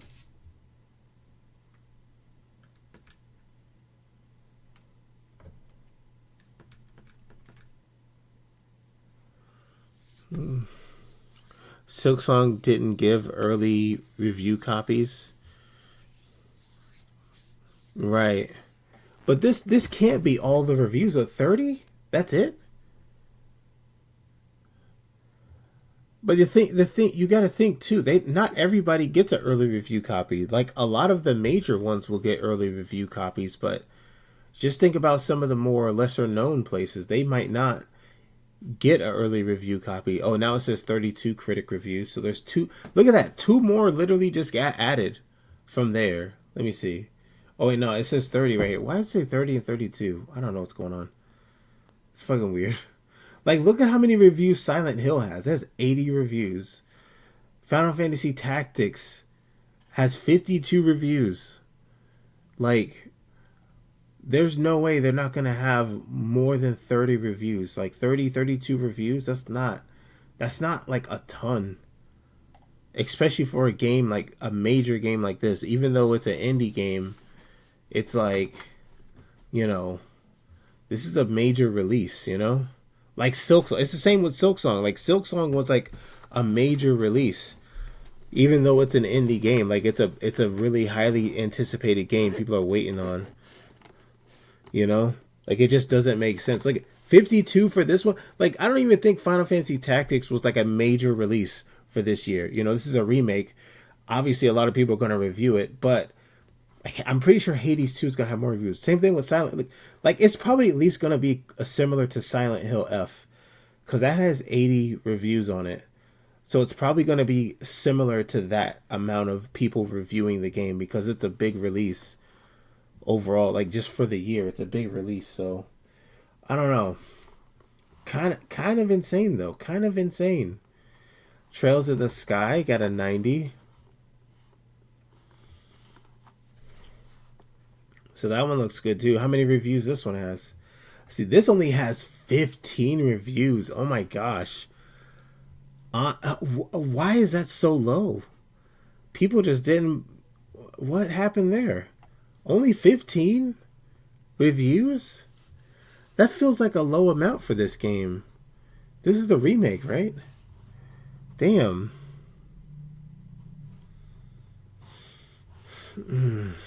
What the hell, man? What the hell?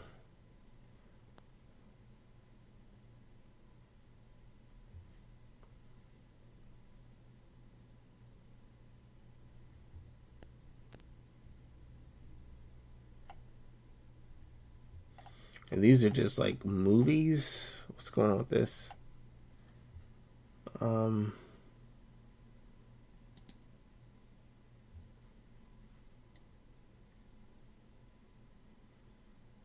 So these are the games that came out recently. Sonic Racing Crossroads got an 83. Wait, did this game come out yet? Oh, it comes out tomorrow. Sonic Racing Crossroads comes out tomorrow.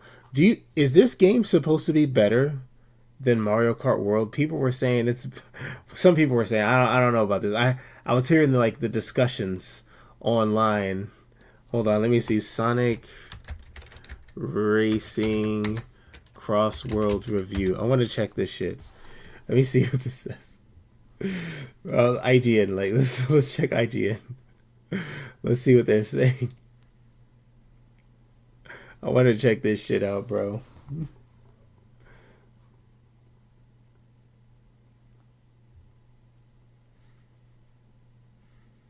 If it wants to load, what the heck? It's not even loading.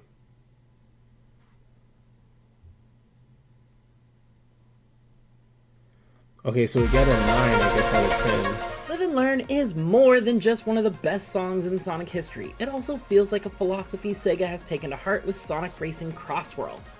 I've spent over 35 hours drifting, boosting, and gathering rings across an excellent set of tracks that span Sonic's 34-year history. Minutes effortlessly turned into hours, perfecting my drifting technique, customizing my vehicle. Have you guys actually played this one yet?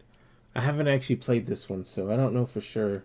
Vehicles, finding the optimal race lines and time trials, and frantically competing with friends to be the Grand Prix champion. Sonic Racing Crossworlds could have just been another pit stop among a Grand Prix of 2025 kart racers, but instead it put the pedal to the metal and Oh, you did play it? What did you think about it? refused to let me take my hands off the wheel.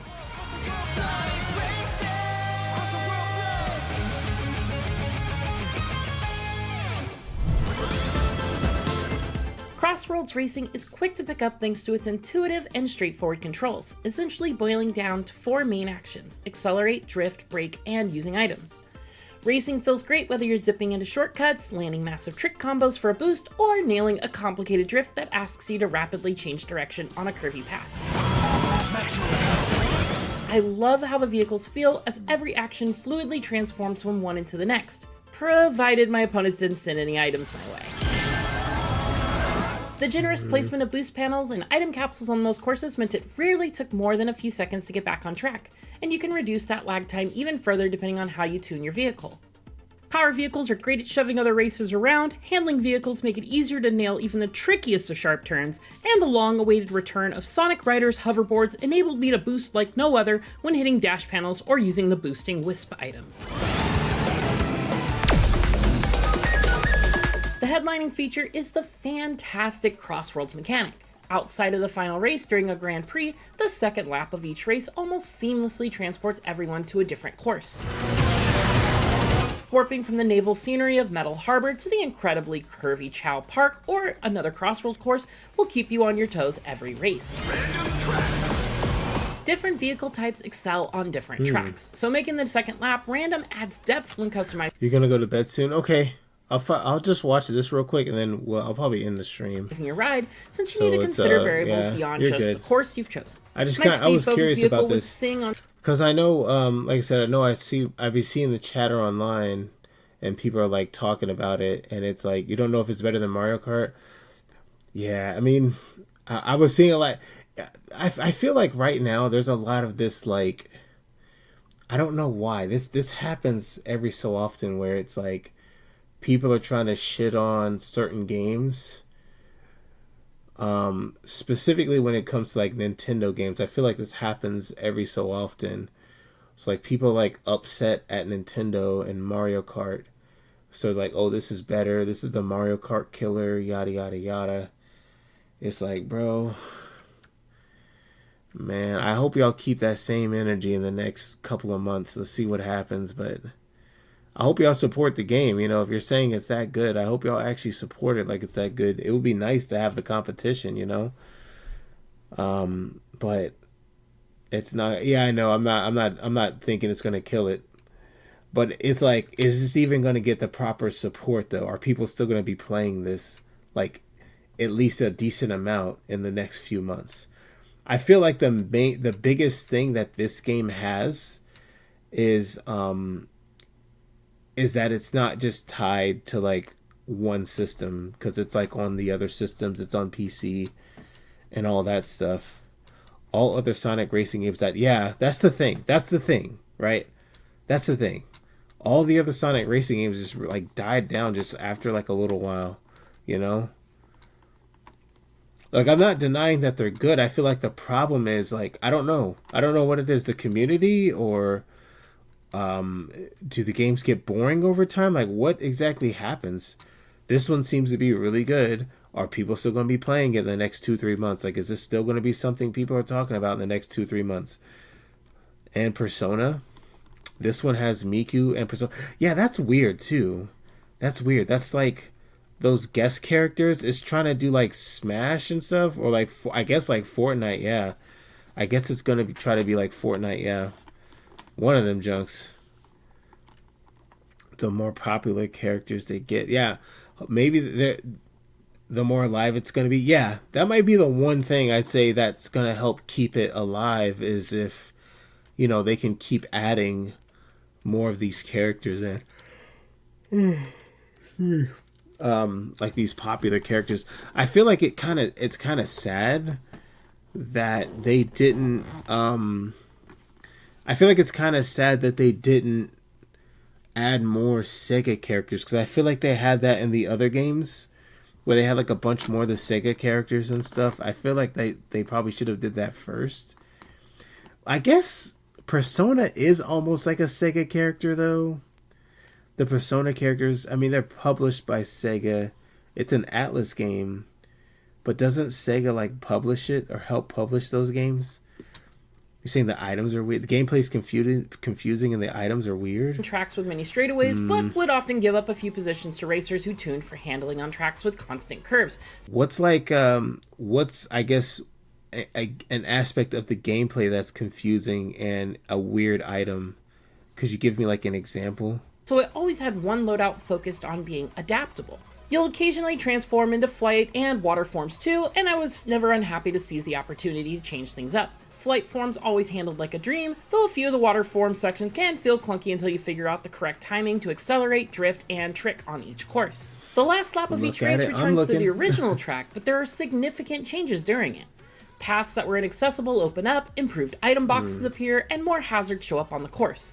There are even significant structural changes, like a rocket in Metal Harbor finally launching, which removes 2 paths and forces everyone into a newly formed spine. Even without the Crossroads mechanic, the courses available at launch are all excellent. There are 15 tracks that can only arrive during that second lap, and then 24 main courses for them to show up in, with Coral Town possibly being my favorite. Its looping paths create so many routes that I'm still wrapping my head around which one is the most ideal. Other standouts are classic stages like Market Street, which originated as Rooftop Run in Sonic Unleashed, and Radical Highway from Sonic Adventure 2, which had me riding the main cables to the top to leave my competitors behind. Oh, nice. Every course feels perfectly tuned with risks and rewards. Different routes have... Look at the number of rings. Tricking needs me to flick the joystick. Oh. Do the rings... What do the rings do? Different advantages, with some having more rings to help you 'Cause there reach is maximum top speed, while Okay, so the rings help to get the top speed. others having more boost Okay. panels to provide some speed in the short run, in the hopes you'll either... Yeah, there's like a ton of rings too. Like there's a bunch of them, like all over the place. It seems like it's not like in like Mario Kart, you know, like the coins are kind of just, you know, there's coins, but it's like it's not like this. Like there's like stacks of these rings all over the place. get far enough ahead to not need the extra rings, or at least have enough breathing room to pick them up later. A kart racer wouldn't be complete without items to inject a little... The stages are long too. It takes you 15 minutes to do. What? It's 15 minutes for one race? Are you joking? I mean, you're probably exaggerating, but that sounds long as fuck. It's like 3 laps.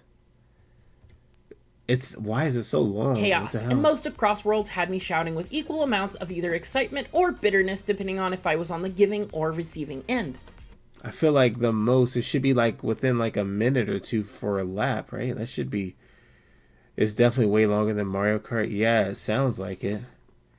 The items are also just broken. You mean broken as in they're all really strong, or they don't work very well?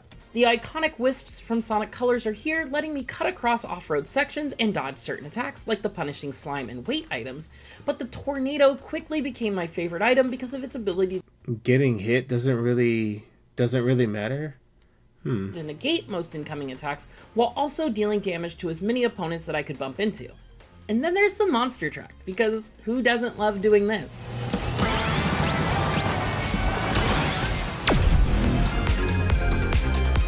You can customize your races with gadgets, which offer a wide range of extremely impactful bonuses. Your racing skill... And when you get hit, it's not very well told that you're hit. Oh, it's hard to tell. And you like lose rings and shit, I'm assuming, when you get hit, still right? remain the most important factor.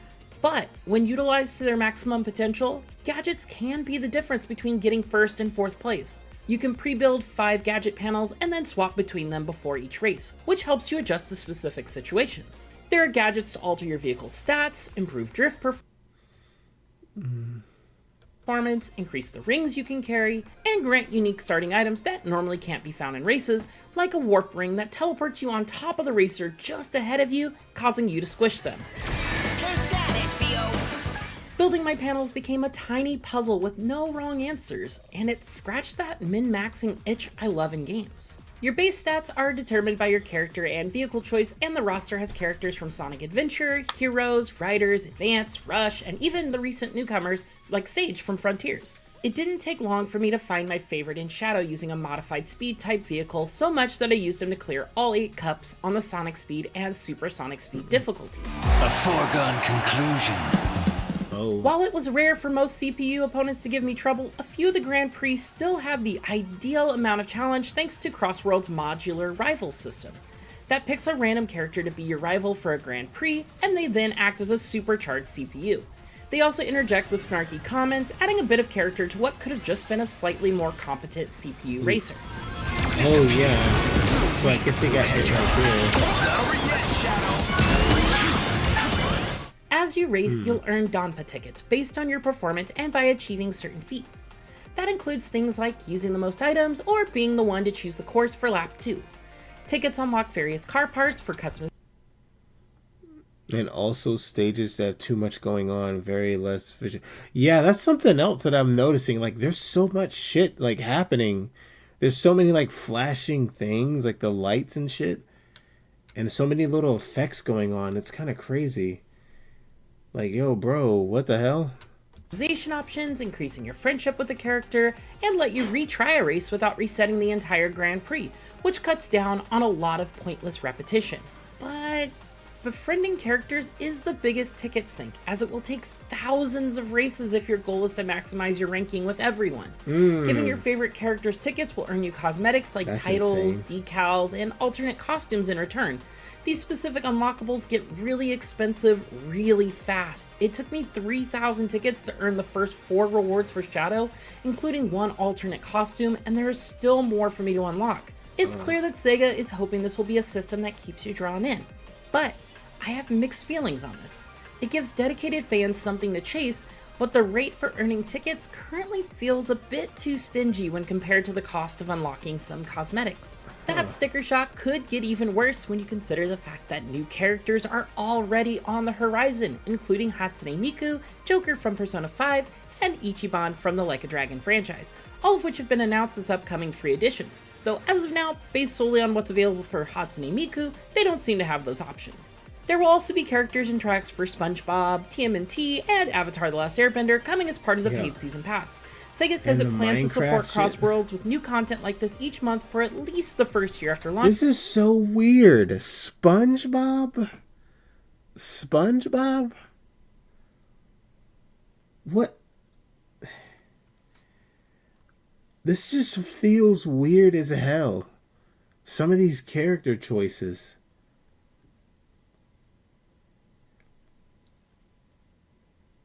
What? Like, were they just like, oh, hey, we're just gonna get whatever character is popular and just do that? That just feels crazy.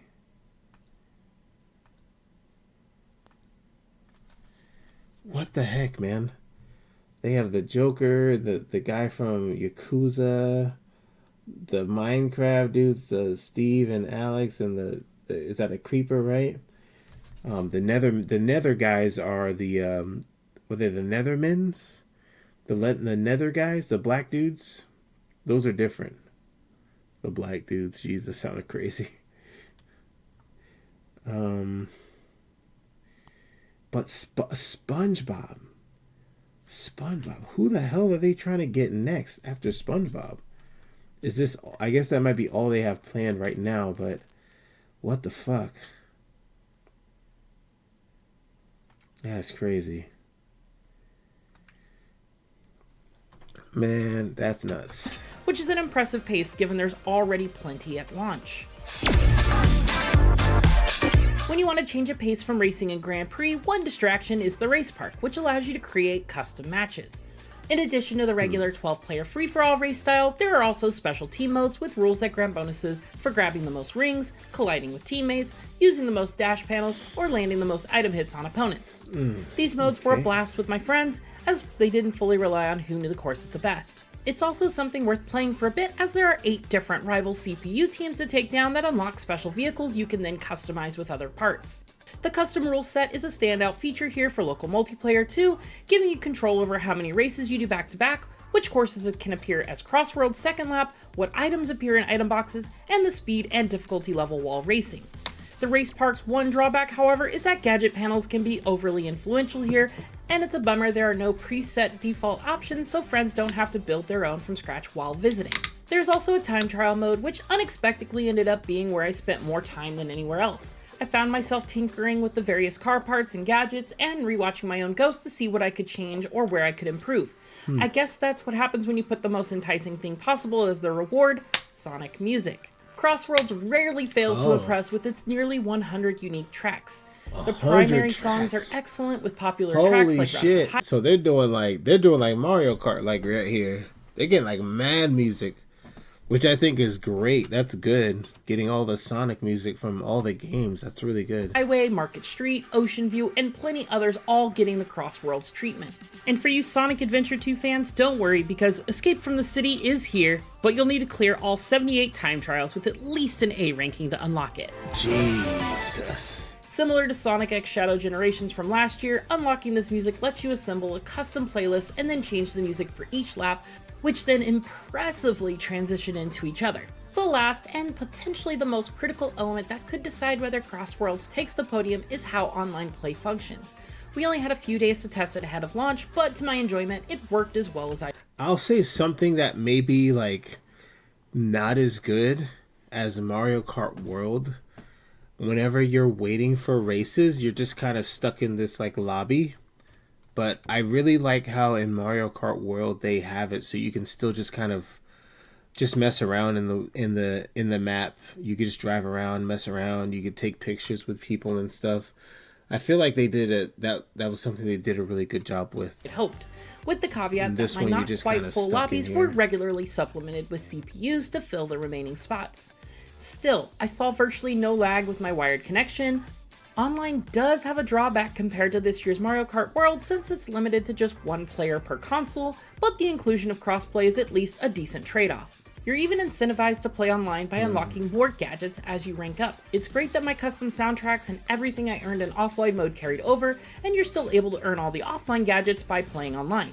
Starting online will leave you at a disadvantage compared to others like myself who spent time earning gadgets first, which also could have been mitigated by some preset default gadget plate options. The gadgets, yeah, what the?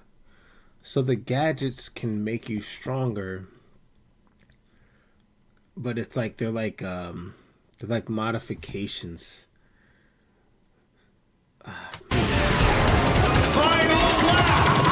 Sonic Racing Cross Worlds is firing on all cylinders with a fantastic roster of 24 of my favorite hedgehogs, foxes, echidnas, and more. The tracks are the best design selection we've ever gotten in any Sonic racing game, and there's a generationally great soundtrack to accompany them.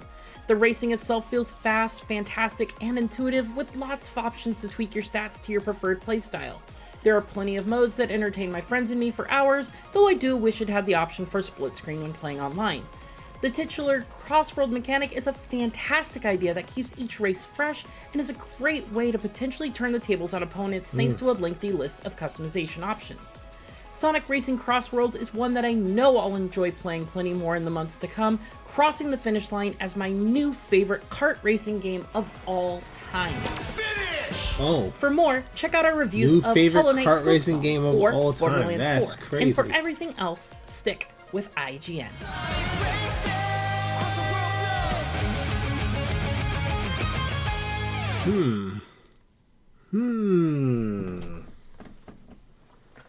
Man, that's crazy. Yeah, look at this video. So I tried Mario Kart World after Sonic Racing Cross Worlds. It's not better.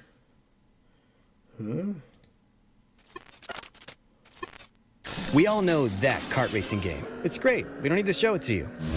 But what if you can blast through and race on a whole nother level?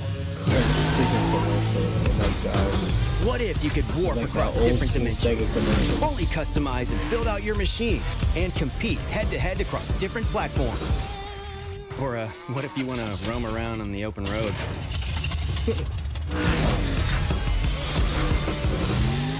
That's crazy. They literally recreated the old Welcome ad. back to Retro Rebound. In today's video, I've been playing a lot of Sonic Racing Cross Worlds lately. I also bought Mario Kart World at launch and played a lot of that. And the beef is real between Sega and Nintendo. It's like the 90s again. Sega has been going really hard against Nintendo in their Sonic Racing Cross Worlds marketing campaign. This started on the Summer Games Fest stage when Sega stepped out and said, unlike another kart racing game, we will have online cross-platform matchmaking that you can race against all your friends. Just as recently as a few days ago, Sega dropped a very much 90s style commercial that I adored, but in that they poked at Mario Kart World's open world saying, well, you could just roam the open world, in comparison to the drastically transforming racetracks of Sonic Racing Cross Worlds. And since Sega sparked this beef, I thought Retro Rebound should settle it. I played Mario Kart World after playing a lot of Sonic Racing Cross Worlds. So let's compare the two. Sonic Racing Cross Worlds on PS5 versus Mario Kart World on Switch 2. $80 versus $70. Let's see who comes out on top. If you're new here and you're into nostalgic or retrospective content and the occasional day one style reviews, consider subscribing. I want to start off with game feel. Things like drifting, camera, just when you put your hands on the controller, which feels better to race in. And I gotta give the edge to Mario Kart World in this one. The way the camera controls during tight moments in a race just feels so polished. You have great visibility, it's not jerking around, it's just right. Drifting around corners and how boosting is used, I think is a little bit more even, though Mario Kart World has mastered that formula for a long while now. It works very well in Sonic Racing Cross Worlds, but you utilize your boosting and drifting differently. For example, when you're in the water racing in Sonic Racing Cross Worlds, you can just spam boost and just do jumps, tricks, and just keep boosting away and away.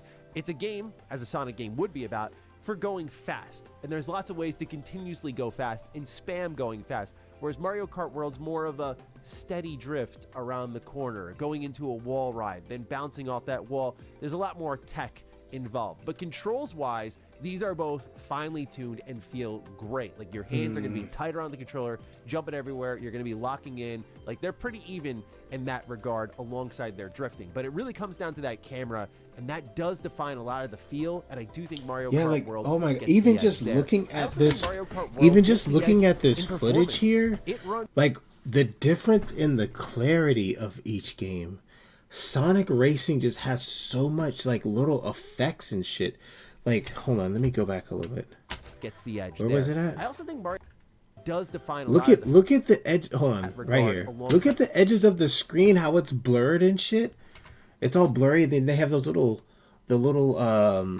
speed lines at the edge of the screen. Drifting, but it really comes down to that camera. Like, dude, this feels like, you know what this feels like? It feels kind of like going into overdrive in Xenoblade X, and you can't see shit when that shit's going on, bro. You're just looking like at your arts and just trying to get your arts together because you can't really see shit. It goes crazy.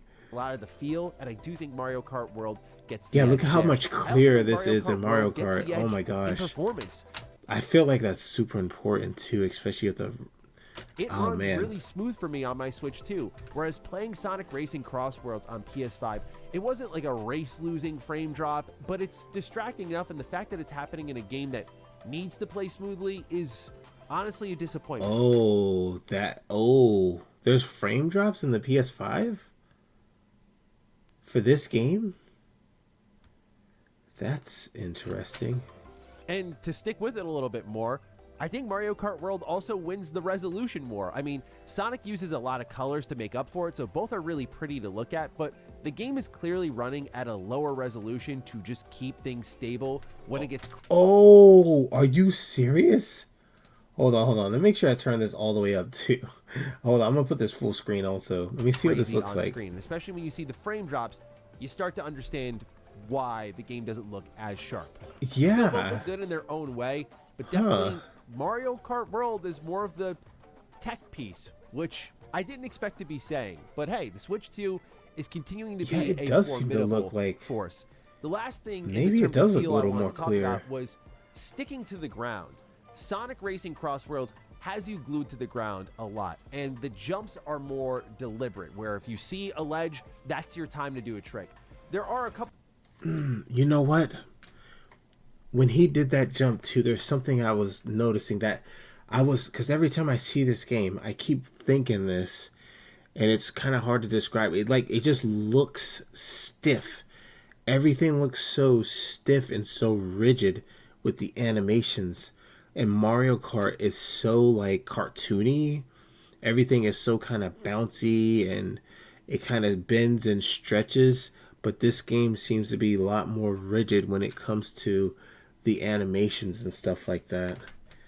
Ways to make your own magic, which I mean, for this type of game, it just makes it look way stiffer. It doesn't look as fluid, essentially. Sonic Racing Cross Worlds, but in the case of Mario Kart World, the way the physics work in that game, where you can just get the slightest bit of air, turn that into a trick, and get a little boost to just get slightly ahead of your opponent. I do like that feel a bit more because it also feels more believable. There's times you'll be going up a hill in Sonic Racing Crossworlds, and I'm thinking I'm going to shoot up off of it, get a little air, maybe do a trick, but instead you just stay glued to the ground and just go up the hill and immediately curve back down. It's in those moments that you see how physics can be a big difference maker in a kart racer. And so Mario Kart World does get most of the edge in feel, but it's not like Sonic Racing Crossworlds feels bad. Far from it, in fact. But where it starts to get a lot more competitive is content. This is something that a lot of us are really wondering about when this bad boy came out. We were wondering about that open world. We were wondering about Grand Prix. Is it going to be as chock full of content as we saw Mario Kart 8 Deluxe launch with, and then the subsequent DLC just blew it out of the water? We'll talk about the long-term outlook in a bit, but I honestly give the out-of-the-box edge to Sonic Racing Crossworld. It has a ton of tracks, modes, rivals, progression with your gadgets, customization to work with, whereas Mario Kart World was a game where after a couple of hours, I did find the open world and its challenges a bit lifeless and uninteresting. In a sense, it was a lot like their recent sports titles where, you know, in a couple of years when this is all filled out, it's going to be great, but in turn, I turned my attention pretty immediately to online play where I do feel Mario Kart World is at its best, but that's kind of ignoring a big part of the package. We'll talk about modes in just a moment here, but I want to look at customization because to me, this is one of the driving factors, pardon the pun, for Sonic Racing Cross Worlds, is the amount of unlocks that are here and how you get them. So, and you could like customize each little part of the car too. It's not just like the wheels or like the paraglider, and then whether you're driving a cart or a motorcycle, it's literally the front of the car, the back of the car they're showing here. Though, I gotta call it out. Sonic Racing's customization is littered with some of the most obscene ads of all time. Like, they'll put Death Stranding's monster cans to shame. Like, imagine some 5-year-old. Oh yeah, look at this. Oh my gosh, look at this. Alienware, Asus, Republic of Gamers. Oh my god, Beyblades. What is going on with this, actually? This looks fucking weird. Oh my gosh. Why do they add all this? Air Asia?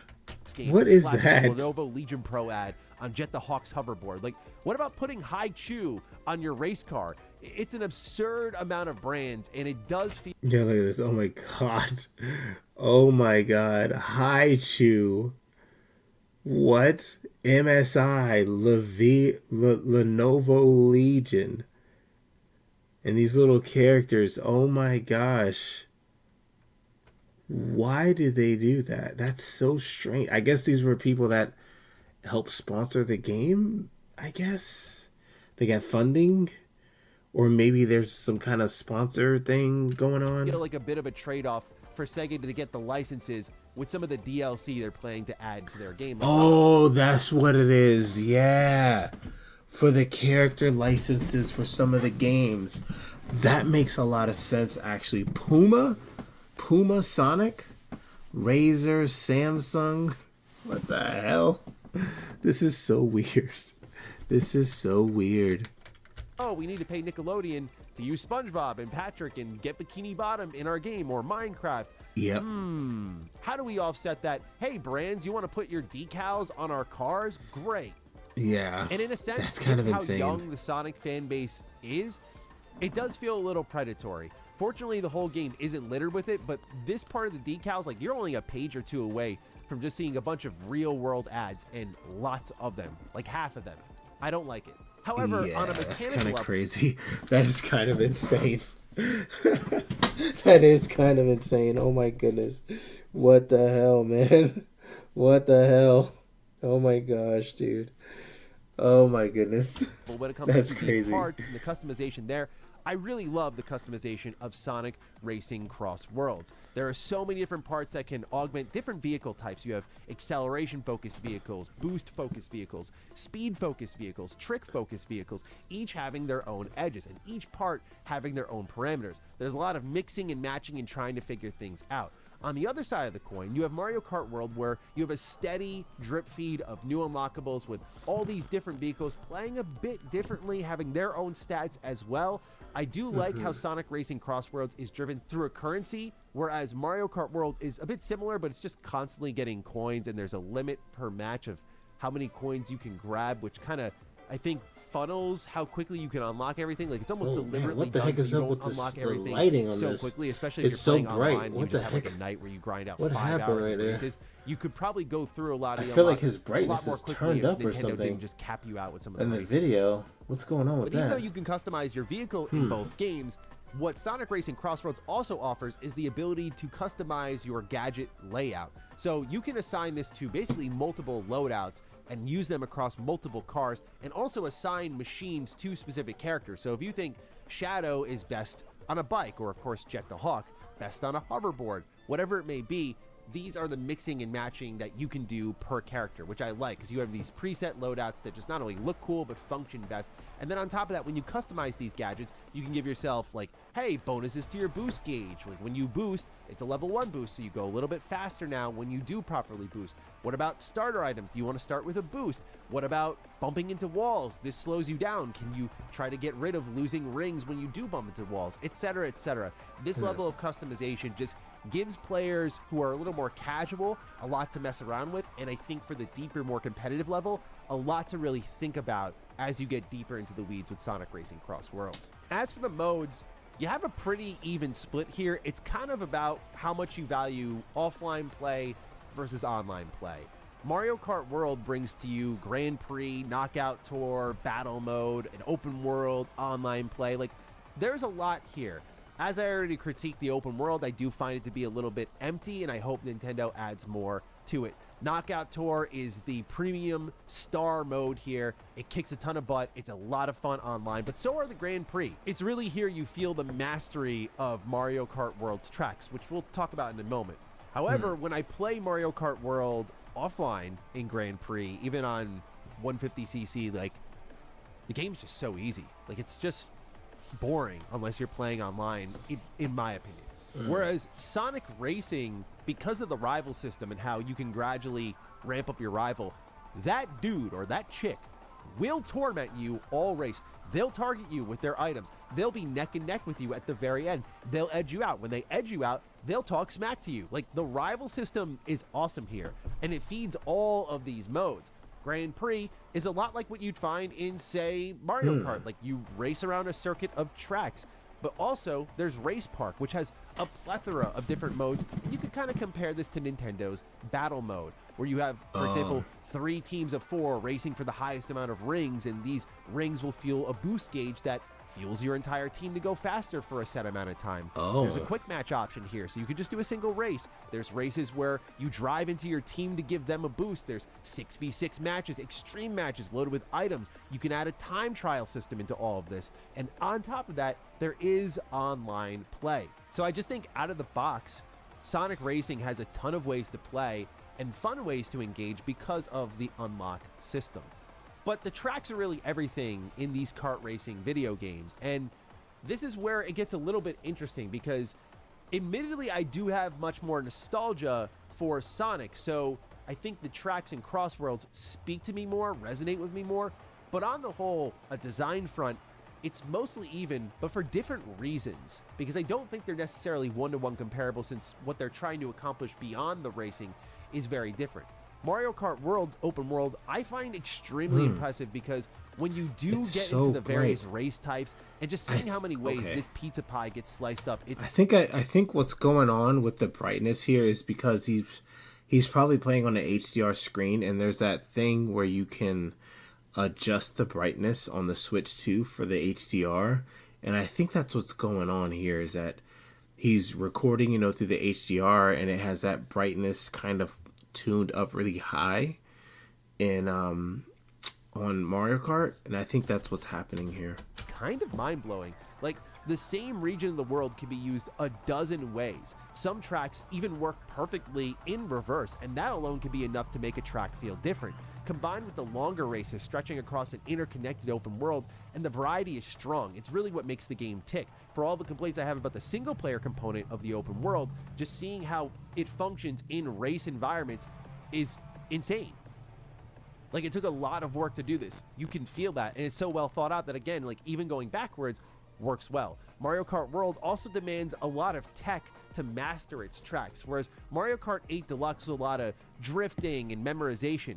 And it took a lot of time for me to accept what Mario Kart World was trying to do through the wall riding, the grinding, and reaching these shortcuts. That tech also carries into items with simple usages like, hey, I'm going to mushroom boost across these grassy plains to get a shortcut ahead of other racers, or just grinding the electrical wires away from the mess of items below you, so when people are racing online, when you're up above and they're just hitting each other with shells, even though you're going a little bit slower and you're just constantly doing flips to boost as much as you can, that's sometimes a better call, just to be away from the mess so you can dive in after everyone's used their items. So there's a lot of tech involved in getting the most out of Mario Kart World's environments. However, again, that comes down to online play, where other smart players are using these items and being a pain in the ass. But when you're in single player, where none of that is really happening, you just kind of drift through wide open roads, and it's very easy.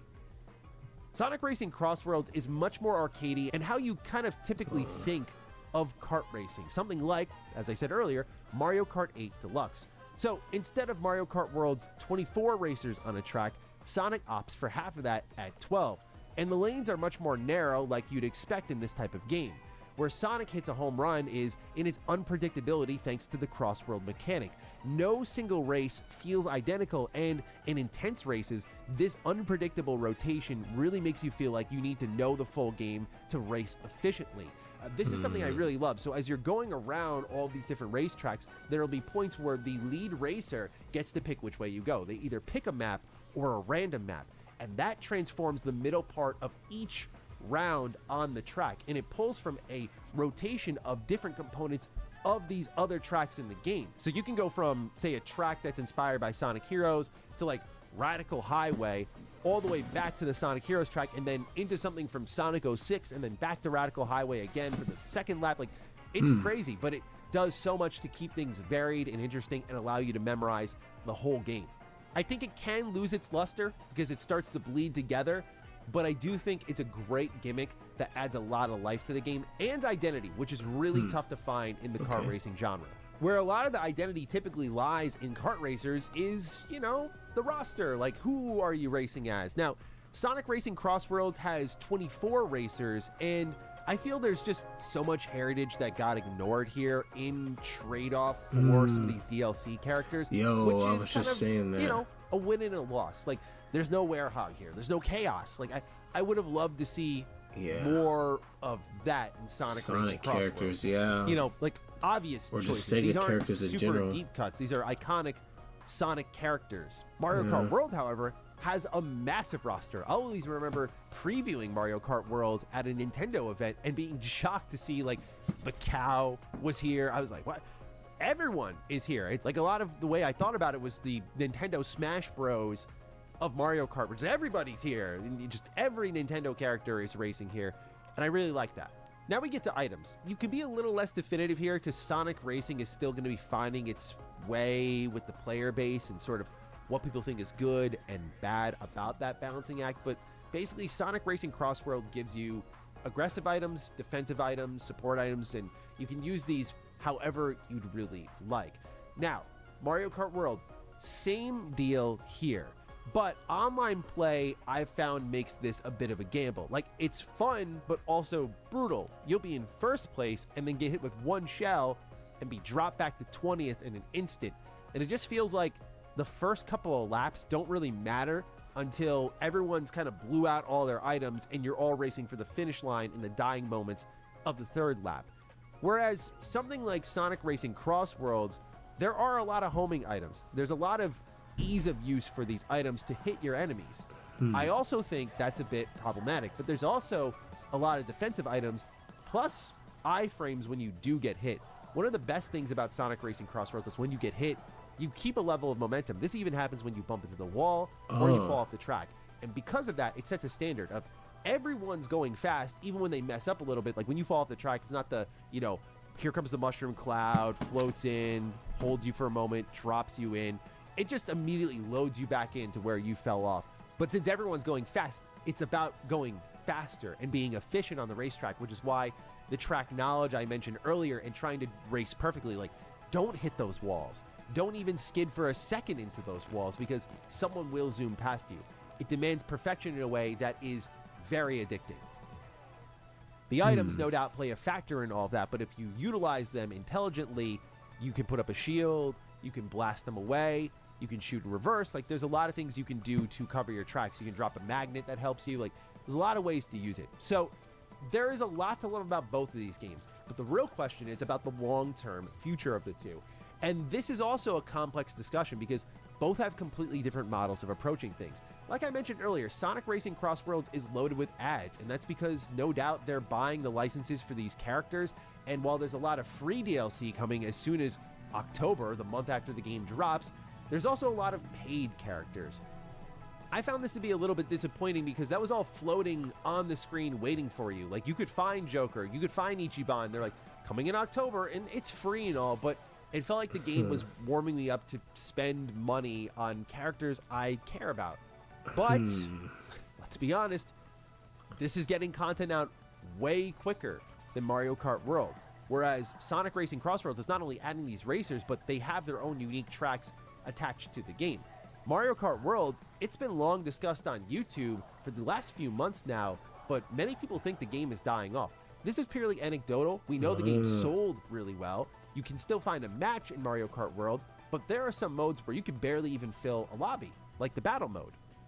And I think part of that's because Nintendo hasn't really jolted additional life into the game. It's been handled a lot like their sports titles, where they suddenly come back around and hit you with something. But I think perhaps the most perplexing realization was when we saw the biggest Nintendo Direct ever, which was also celebrating Mario's 40th anniversary, and there was no mention of Mario Kart World at all. Any upcoming content, nothing. That's true. There were many who were theorizing like the first content beat for Mario Kart World's going to be bringing stuff in from Donkey Kong Bonanza. That didn't happen. As of now, there's really no DLC for Mario Kart World. Where That's Sega crazy looks too, much because more Donkey Kong prepared. Bonanza But the got question DLC. is the long-term future. When we look at Mario Kart 8 Deluxe, I mean, it doesn't get more chock full of content than that. The online subscription for Nintendo allows you to pretty much double instantly the size of an already jam-packed Mario Kart video game. Sonic is taking a more Smash Bros. Premium route. And we've been here before. I think of Nickelodeon All-Star Brawl, where they have all these crazy characters. The pre-launch hype is real. The launch week hype is real. And people get bored, and the new toy is not as exciting anymore, and they move on really quickly. I do think Mario Kart World has a stronger chance because of the way Nintendo hands out DLC, where they have a very cheap subscription service that just automatically feeds you these updates. If Nintendo doesn't go the premium route with Mario Kart World and does it how they did it with Mario Kart 8 Deluxe, then I do think the long-term future for Mario Kart World plays out well. But in the short term, Sonic Racing looks teed up to be really great. And if the player count is strong, I think with the Sega IP that they own, like, you could put Ryo Hazuki in the game, give him his forklift like they did in Sonic Racing All-Stars. Like, there's a lot of cool things that they can add into this game beyond the crossover campaigns. So to my surprise, it's not just smack talk. I do think Sega backed it up a lot. Sonic Racing Crossworlds is a ton of fun. I think a lot of people will really, really like it. But on the outlook, the long term, it's really anybody's guess at this moment in time. So ladies and gentlemen, I leave that with you. Which racing game are you picking up? Fire away down below. Other than that, I'll catch all of you in the next Retro Rebound. Peace out. Crazy. Yeah, that was some good info there. That was some good info, some good insight there. Damn.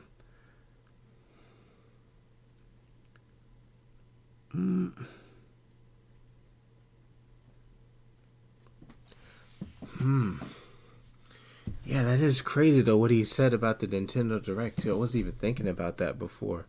But they didn't have anything from Mario Kart World, and you would think, you know, they would show something for, you know, Mario's 40th anniversary, but yeah, there was nothing. Damn, that's crazy. That's crazy to think about. Oh, man. Okay. You know, I think I'm good for today's stream as well.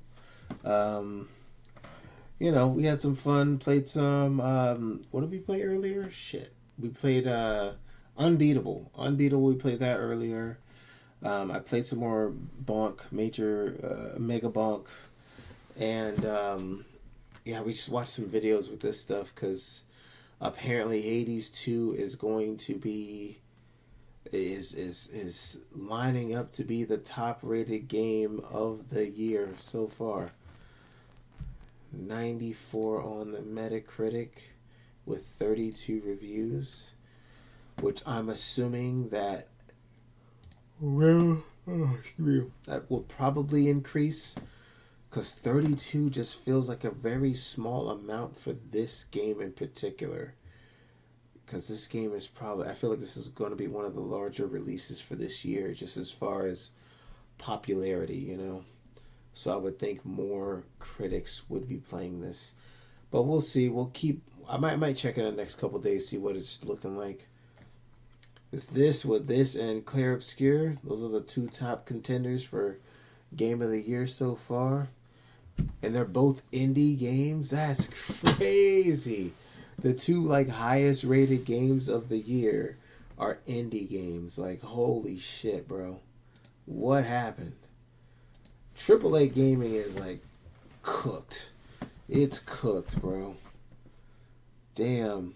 How do I look at that? Hold on, let me look at this shit. New on PlayStation Plus, okay. Xbox Game Pass. I do like the fact that they're letting you know games that are releasing on like the PlayStation thing and the Xbox Game Pass. So if there's anything up here you want to play, it has the ratings and stuff right there. Damn, look at this shit. Look at this. Oh, Fate Samurai Remnant. I played this game. I started playing this. I haven't beat it yet. Persona 5 Tactica. The Invincible? What the hell? Psychonauts 2. Stardew Valley. Coral Island.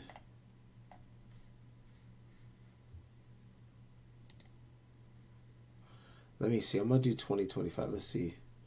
For 2025, what are the newest releases? Metascore for 2025. Oh, Zelda. I forgot Zelda's here too. Oh my gosh. Those aren't going to be considered for Game of the Year, but that's crazy. They both got 95s. Hades 2 is the top, and Clair Obscur is the second. And then Hollow Knight is like the old Blueprints. Is this... This is also... I think this is an indie game as well.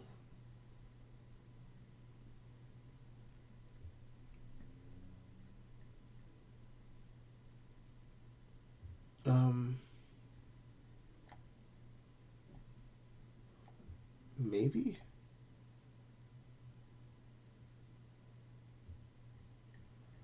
Who is the developer for this game? I wish it would say. Oh, here we go. Developer Raw Fury. I'm assuming that's like an indie game studio.